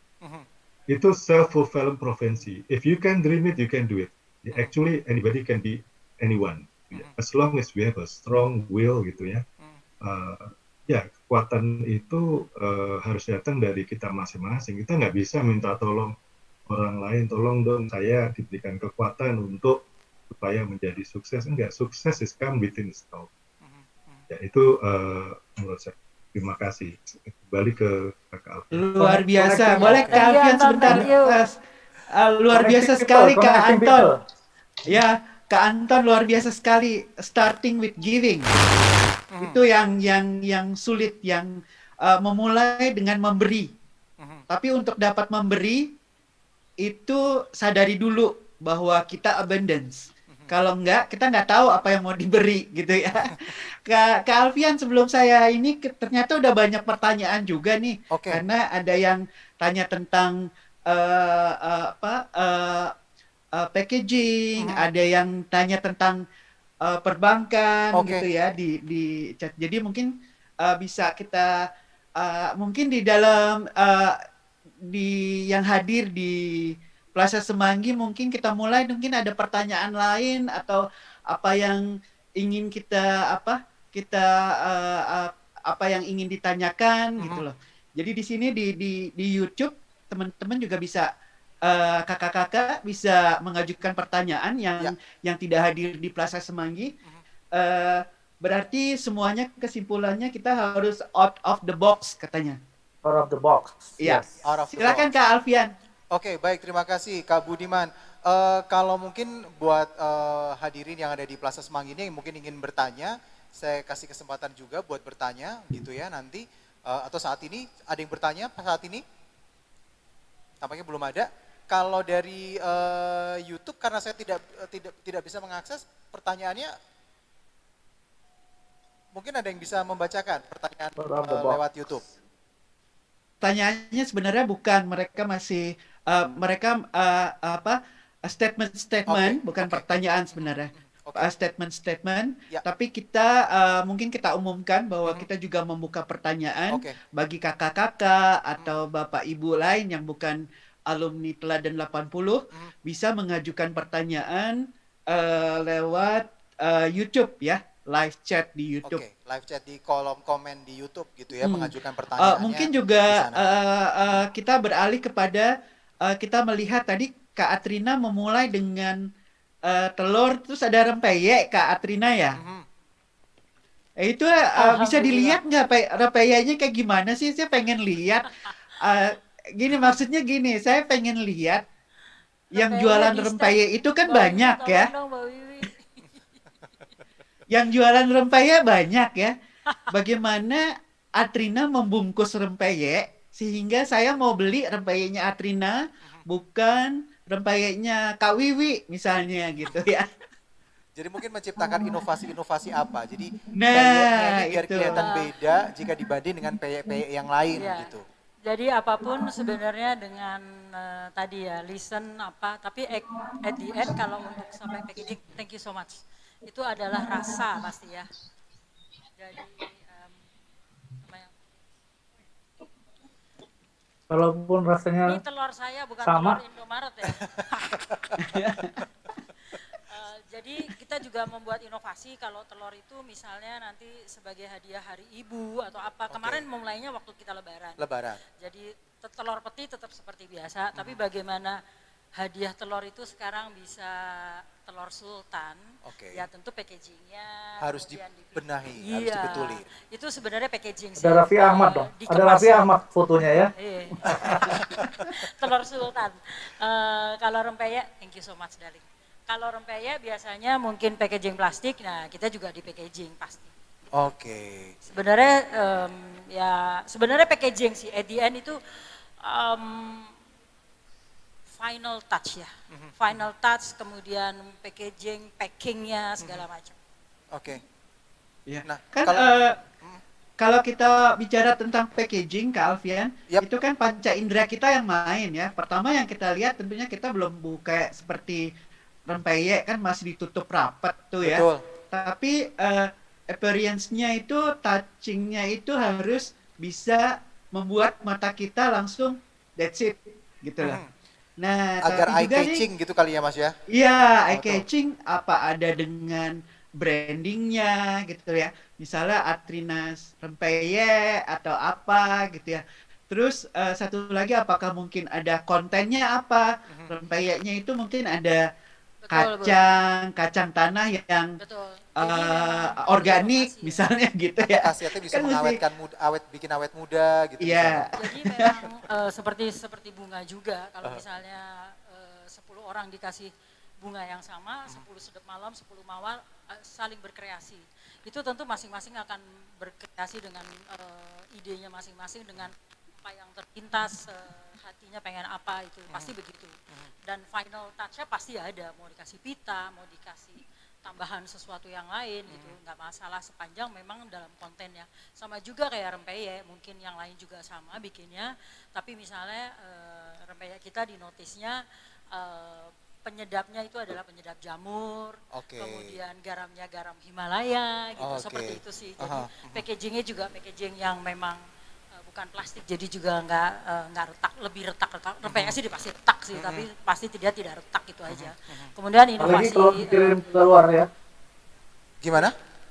Retak-retak itu udah biasa lah kalau ini. Oh, peyek retak itu udah biasa gitu. Tapi Bu Ton, pada saat memaking dengan hati itu retaknya cuma 10%. Jadi apapun lakukanlah dengan hati makanya. Iya benar main hati banget. Kemudian inovasi rasa yang lain, nah itu dengan berjalannya waktu sekali lagi kita mendengarkan klien. Kok cuman kacang, emang nggak bisa bikin yang lebih pedas? Oh ya oke, kita bikin rebon pedas. Terus nanti ibu yang satu bilang, kok nggak bisa pakai kacang? Kok kacangnya keras? Oh ya baik Bu, nanti saya rendam ya. Harus mendengarkan trial error terus dan belajar tidak pernah berhenti, itu aja. Oke. Belajar desainnya itu by trial and error atau memang gimana Kak Atrina? Desain untuk kemasan dari telur, dari rempeyek dan sebagainya gitu. Itu lebih ke base ke previous job saya sih sebenarnya. Ada diskusi juga dengan anak buah untuk bikin itu myself. Oke. Oke, gimana? Mungkin bisa cerita nih tentang akhirnya meng-create bentuk akhirnya ini. Karena awalnya adalah art and design, sebenarnya kan bunga itu art and design, tetap ada art and design-nya. Jadi apapun kalau bisa kamar mandi pun juga dihias gitu. Kalau saya ya. Jadi apapun packaging juga harus dihias, itu aja sih. Paling tidak dia pakai baju. Itu pakai baju kalau saya bilang. Jadi nggak telanjang lah gitu. Jadi apapun tuh pakai baju. Kalau kita punya anak juga kan kita pitain. Kalau laki-laki ya kita apalah gitu. Sebenarnya final touch memang selalu yang terpenting dalam setiap produk. Apapun.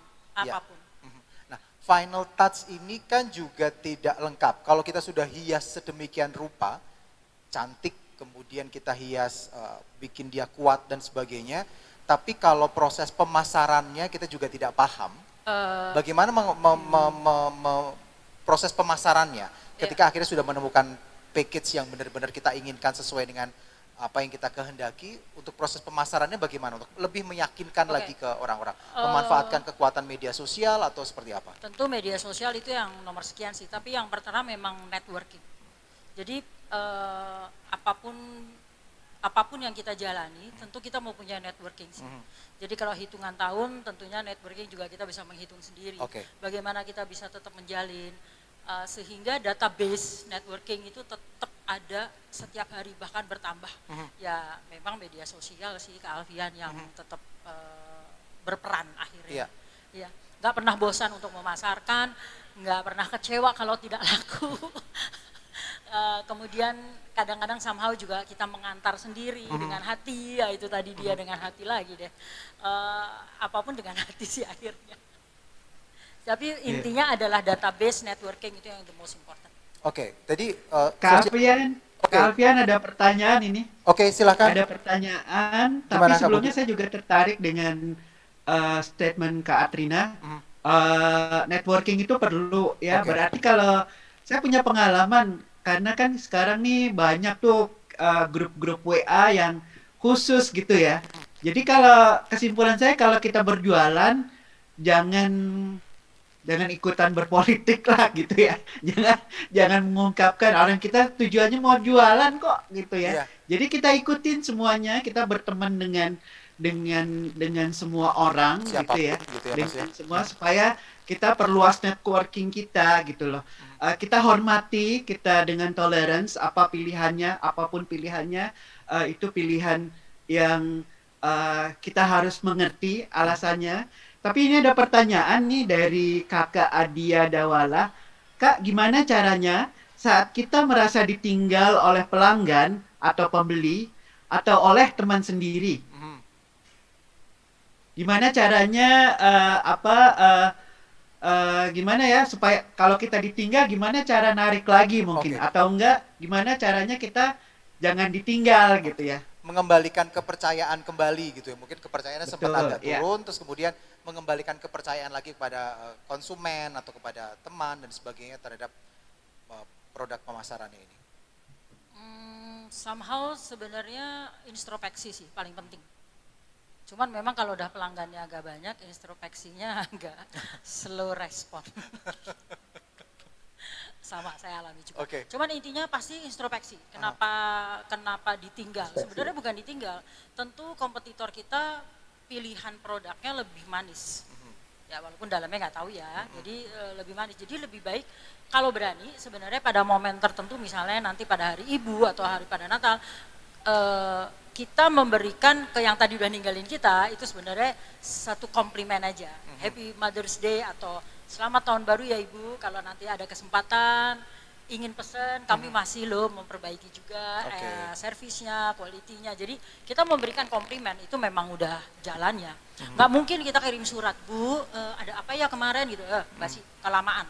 Jadi kita lebih memberikan giving lagi, jadi komplimen tapi disertakan note, handwriting, kemudian mengucapkan sesuatu. Entah itu, kan dalam setahun banyak ya, ada hari raya, ada hari ibu, ada New Year's, ada apa. Bahkan kalau kita sampai tahu ulang tahunnya, ulang tahun pernikahannya, atau kasih komplimen dulu pertama. Gitu. Biasanya kena sih.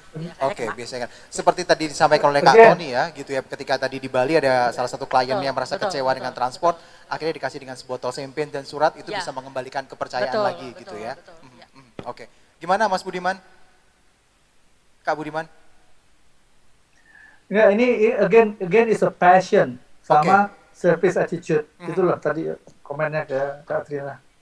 Kak Trina, makasih. Sebentar ada pertanyaan lagi ini, mungkin statement ini sebentar ya. Karena waktu malum nih. Silakan dulu deh Kak. Mungkin ada pertanyaan dari publik ini barusan masuk. Ini pertanyaannya adalah, saya ini tahu pertanyaan apa? Statement ya, tentang senyum itu ya? Bukan, saya ingin tahu proses 5S, senyum, sapa, salam, sopan santun, diimplementasikan dalam menggait konsumen. Iya, absolutely. Itu lagi, itu yang namanya tadi kita udah ini, serving, passion, added value, sama memang itu kan sapa, menyapa customer, selamat siang Bapak, selamat siang Ibu, itu selalu memang harus di dalam paket itu. Senyum apalagi.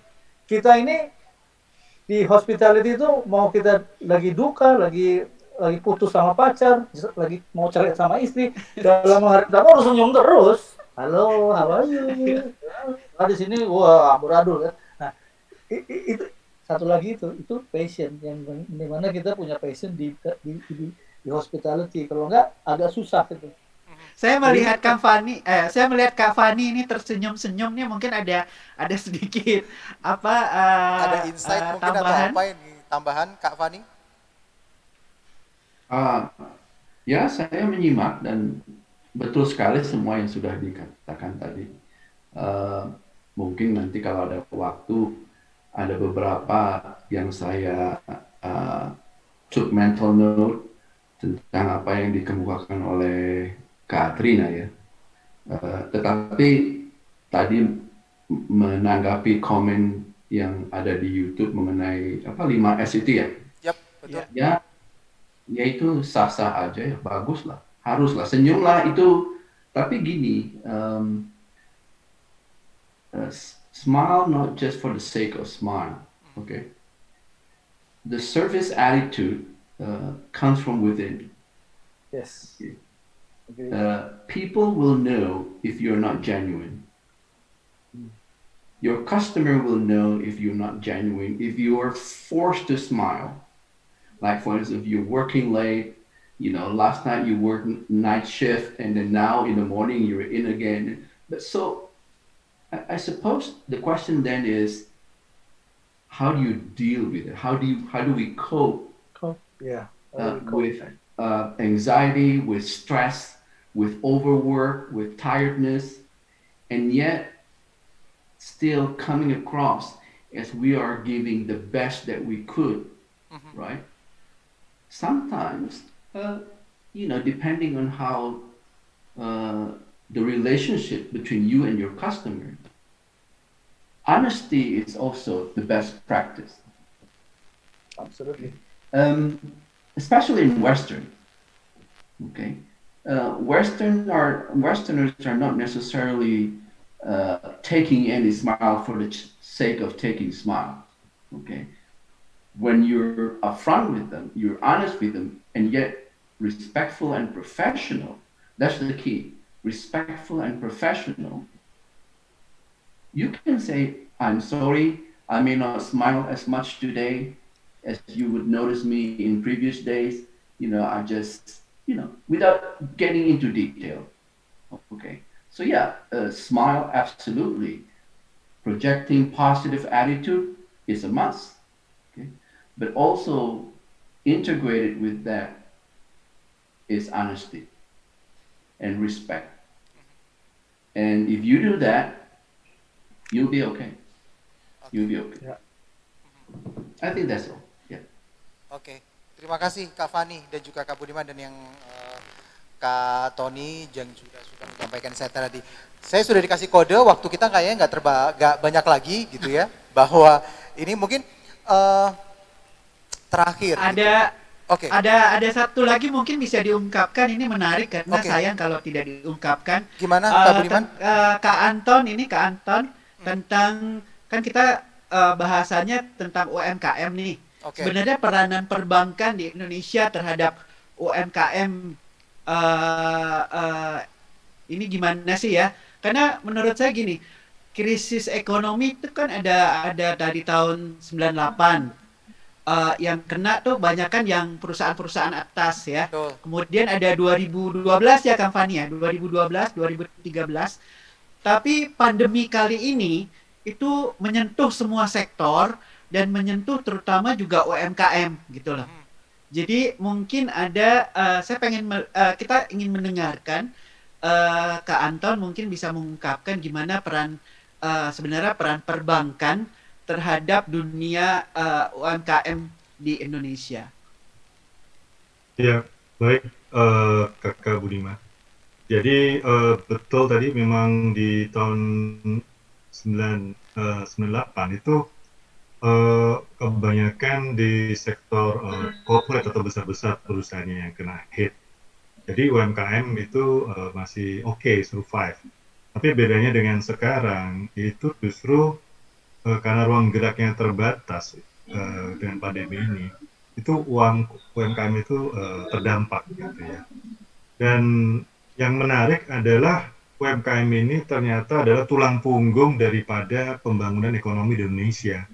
Jadi kurang lebih kontribusi untuk PDB UMKM itu bisa sekitar mungkin 40% dari PDB. Jadi sebetulnya kenapa sekarang dari pemerintah mencoba untuk menggerakkan UMKM dengan beberapa program, dan itu ada istilahnya kebijakan bauran, baik dari Kementerian Keuangan atau Kementerian Koperasi dan UMKM atau kementerian dari berbagai bidang seperti kreatif dan pariwisata gitu ya, Bekraf, dan juga tentunya dari sisi event OJK dan Bank Indonesia, Kementerian Keuangan, semuanya membuat kebijakan yang pemulihan ekonomi nasional, salah satunya lewat UMKM. Dan Indonesia ini kan penduduknya banyak ya, 200 juta, artinya kita sendiri udah bisa membuat ekonomi sendiri gitu loh. Jadi tidak perlu tergantung dari negara lain. Asal ya kita Ya ini makanya kemarin liburan kan bingung nih kita mau diperpanjang atau apa dibikin liburan panjang atau dicabut liburan panjangnya. Tapi akhirnya kan jadi dua liburan panjang. Itu artinya apa? Supaya ada pergerakan ekonomi gitu ya. Nah, sehingga di daerah yang jualan atau dari termasuk kategori UMKM ini bisa dibeli laku gitu. Itu kalau ada perjalanan, ada wisata kan semuanya jadi bergerak ekonominya. Di satu sisi sehingga kesehatannya jadi kurang gitu ya. Ini antara ekonomi dengan kesehatan memang tidak mudah. Tapi banyak program pemerintah yang memberikan kemudahan bagi UMKM termasuk misalnya penundaan untuk pembayaran cicilan atau pembayaran bunga sampai 6 bulan ya.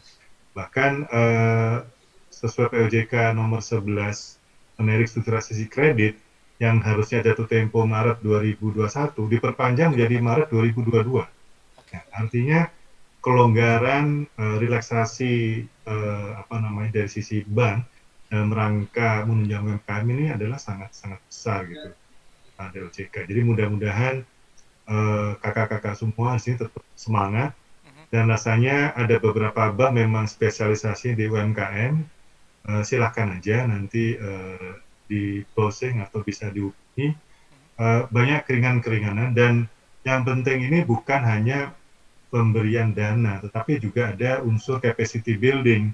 Bagaimana cara mengelola keuangan kalau misalnya pinjam dari bank. Itu juga nanti akan diberikan juga oleh banknya. Gitu. Ini juga penting. Mungkin ini malah turning point ya dengan adanya pandemi ini. Tadinya kita nggak berpikir untuk usaha UMKM, ya kita jadinya berusaha. Dan usaha itu bukan harus besar ya, 50 juta atau 100 juta, 200, 10 juta pun udah usaha juga gitu. Bahkan ada kemudahan bebas pajak kalau di bawah threshold gitu. Itu sih mungkin dari saya. Makasih kakak. Mungkin tambahannya Kak Alfian, kalau ada pertanyaan silahkan mengirimkan email kepada kami. Emailnya adalah abista.foundation@gmail.com. Itu email sementara, tapi silahkan kakak-kakak atau yang menyaksikan lewat YouTube bisa mengirimkan email kepada kami abista.foundation@gmail.com. Terima kasih Kak Alfian. Ya, baik. Terima kasih Kak Budiman. Jadi bagi yang ingin bertanya lebih lanjut bisa mengirimkan email ke abista.foundation@gmail.com. Oke, baik. Nah, sekarang sudah bagian terakhir. Mungkin kita butuh closing statement gitu.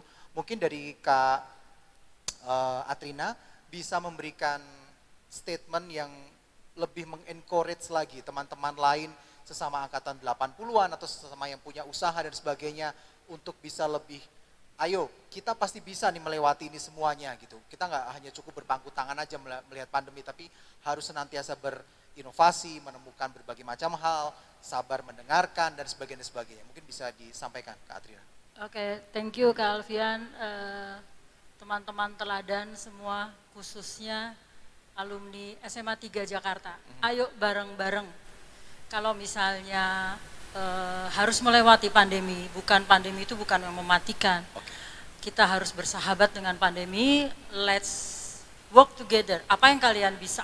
Kita mari bareng-bareng berkarya dari yang kecil-kecil aja. Apa yang kalian bisa, komit, dan juga kepada yang lain yang tidak berkarya untuk menghasilkan produk, ayo dong alumni SMA 3 Jakarta, beli produk teman-teman sendiri. Jadi kita saling support, it's an inner circle. Jadi kita beli karya teman-teman sendiri, kemudian teladan ini semua alumni juga berkarya bareng. Jadi TBN saya juga mengucapkan terima kasih atas fasilitasi kita bisa barengan seperti ini. Ini bukan yang terakhir, ini adalah start awal. Jadi kan katanya kick off. Jadi ayo saya tunggu sampai kapan kita bisa jalan bareng. Thank you. Iya, jadi salah satu networking juga gitu ya yang harus diiniin ya gitu buat kita semuanya. Maju bareng ya. Jadi TBN, ayo kapan lagi? Oke. Saya tantang sekarang. Nah, mungkin daripada panelis lainnya, mungkin ada closing statement nih dari Kang Fani mungkin yang ingin di-share ke kita semuanya terkait dengan apa yang sudah kita bicarakan pada kesempatan siang hingga sore hari ini, Kang Fani. Baik, jadi begini, pertama sekali lagi terima kasih buat Kak Atrina yang sudah memberanikan diri untuk menjelaskan kepada kita tentang seluk-beluk kehidupan wira swastanya. Ya, saya sangat bersyukur dan berterima kasih kepada Atrina. Di samping itu juga saya terima kasih buat TBN, ya. TBN. Dan apa? Teladan Bisnet. Bisnet. Itu Kang di belakang. Oh ya. Teladan Business Network. Iya, Teladan Business Network. Rasa terima kasih dan syukur saya atas dilaksanakannya acara ini karena ini menurut saya sangat bermanfaat. Ya. Dan terakhir rasa syukur dan terima kasih saya buat Kak Alfian ya yang sudah mau membagikan waktunya di sela-sela kesibukannya untuk bisa sama-sama kita belajar. Ya. Nah, sehubungan dengan sedikit closing statement dari saya begini ya. Pandemi ini kadang-kadang ya, kalau kita bermetafor ya, pernah ada nggak yang mendengar soal renewal forest fire? Ya. Jadi secara filosofi begini dan secara praktis, secara ekologi begini. Kebakaran hutan itu terjadi secara siklikal. Saya merefer kepada kebakaran hutan yang terjadi oleh alam. Ya. Tetapi setelah kebakaran itu terjadi, setelah selesai, itu ternyata, ini beberapa riset sudah membuktikan, bahwa hutan itu semakin tumbuh, semakin sehat. Karena di balik pohon-pohon yang sudah mati tadinya, itu menjadi hilang dan tumbuh lagi. So we have a choice. Okay, we always have a choice. We can see this pandemic as a disaster, and that's it. Or we can see this as a lesson for us. Look ourselves and try to be better. Okay? Dalam hidup dan dalam bisnis atau apapun kegiatannya, ya. Kerangkanya adalah sebagai berikut ya. First we ask why, and then we ask what, and then we ask how, and then we ask when.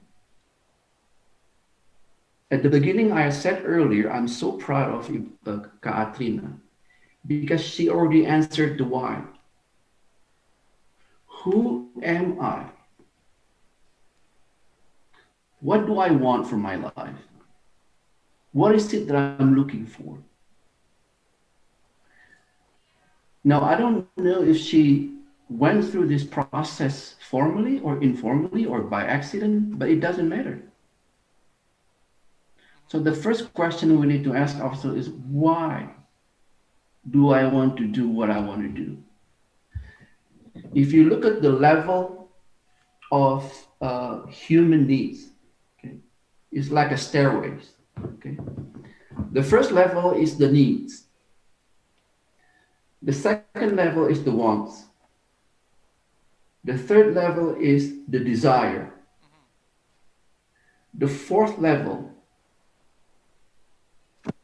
is the passion or love. We have got to love what we do, otherwise we can't make it. Whether you are an employee, whether you are an executive, whether you are an entrepreneur, or you are a multi-millionaire entrepreneur, it doesn't matter. We have got to love what we do. Okay. Now, earlier, Kak Alfian bertanya kepada Kak Atrina, Kenapa sih yang membuat Kak Adrina itu terus tidak pantang mundur? And I'll tell you why. Because her passion has turned into her purpose. Her passion is no longer about her. It's about other people. And that passion becomes her purpose. And that's even higher level. So the question then becomes, what makes her passion become a purpose? Because of her action. She does it day in, day out, consistently. Consistently. Because if she had not done that consistently, it remains a dream. Passion could die, if you believe me. If somebody has a passion, if we don't put food, we don't put nutrient, we don't put water, it will die. So what are the nutrients, the food, the water? Action. Now the funny thing about action is your brain, our brain, is naturally gravitated to the things that we're familiar of. And we're naturally staying away from the things that we're not familiar of. That's where fear comes in. Now there is a cliche about, oh, fear is the false evidence appearing real, blah, blah, blah, blah, blah, blah. Well, yeah, it's a cliche. But when somebody has a fear of speaking in public, fear of failure, fear of anything, that's real. Because what happened is your amygdala is the very bottom brain part that is located on the limbic system of your head. Okay? The amygdala is the one that is responsible for your our emotions. Sadness, anger, anxiety, fear. Your amygdala, if you consistently say, oh, I don't want to speak in public, oh, I don't want to start a business because I don't want to fail. Oh, your amygdala is actually confirming. And it sends that signal to your front cerebral cortex here. The cerebral cortex is the one that regulates your perception, your reasoning. Okay, so don't let that hijack it. Okay. Because when we are, afraid, we are faced with the unknown. What happened is there are three natural reactions from the amygdala. One is flight. The second is fight. And the third is freeze. We inherit this from our, the human being, nenek moyang yang tinggal di cave, tinggal di goa. That is evolutionary process. Okay. What happened is modern human has the cerebral cortex. So we have to balance that. Okay, so once you know the why, then you can find out the what. Now the what, for my generation, what orang-orang seperti saya,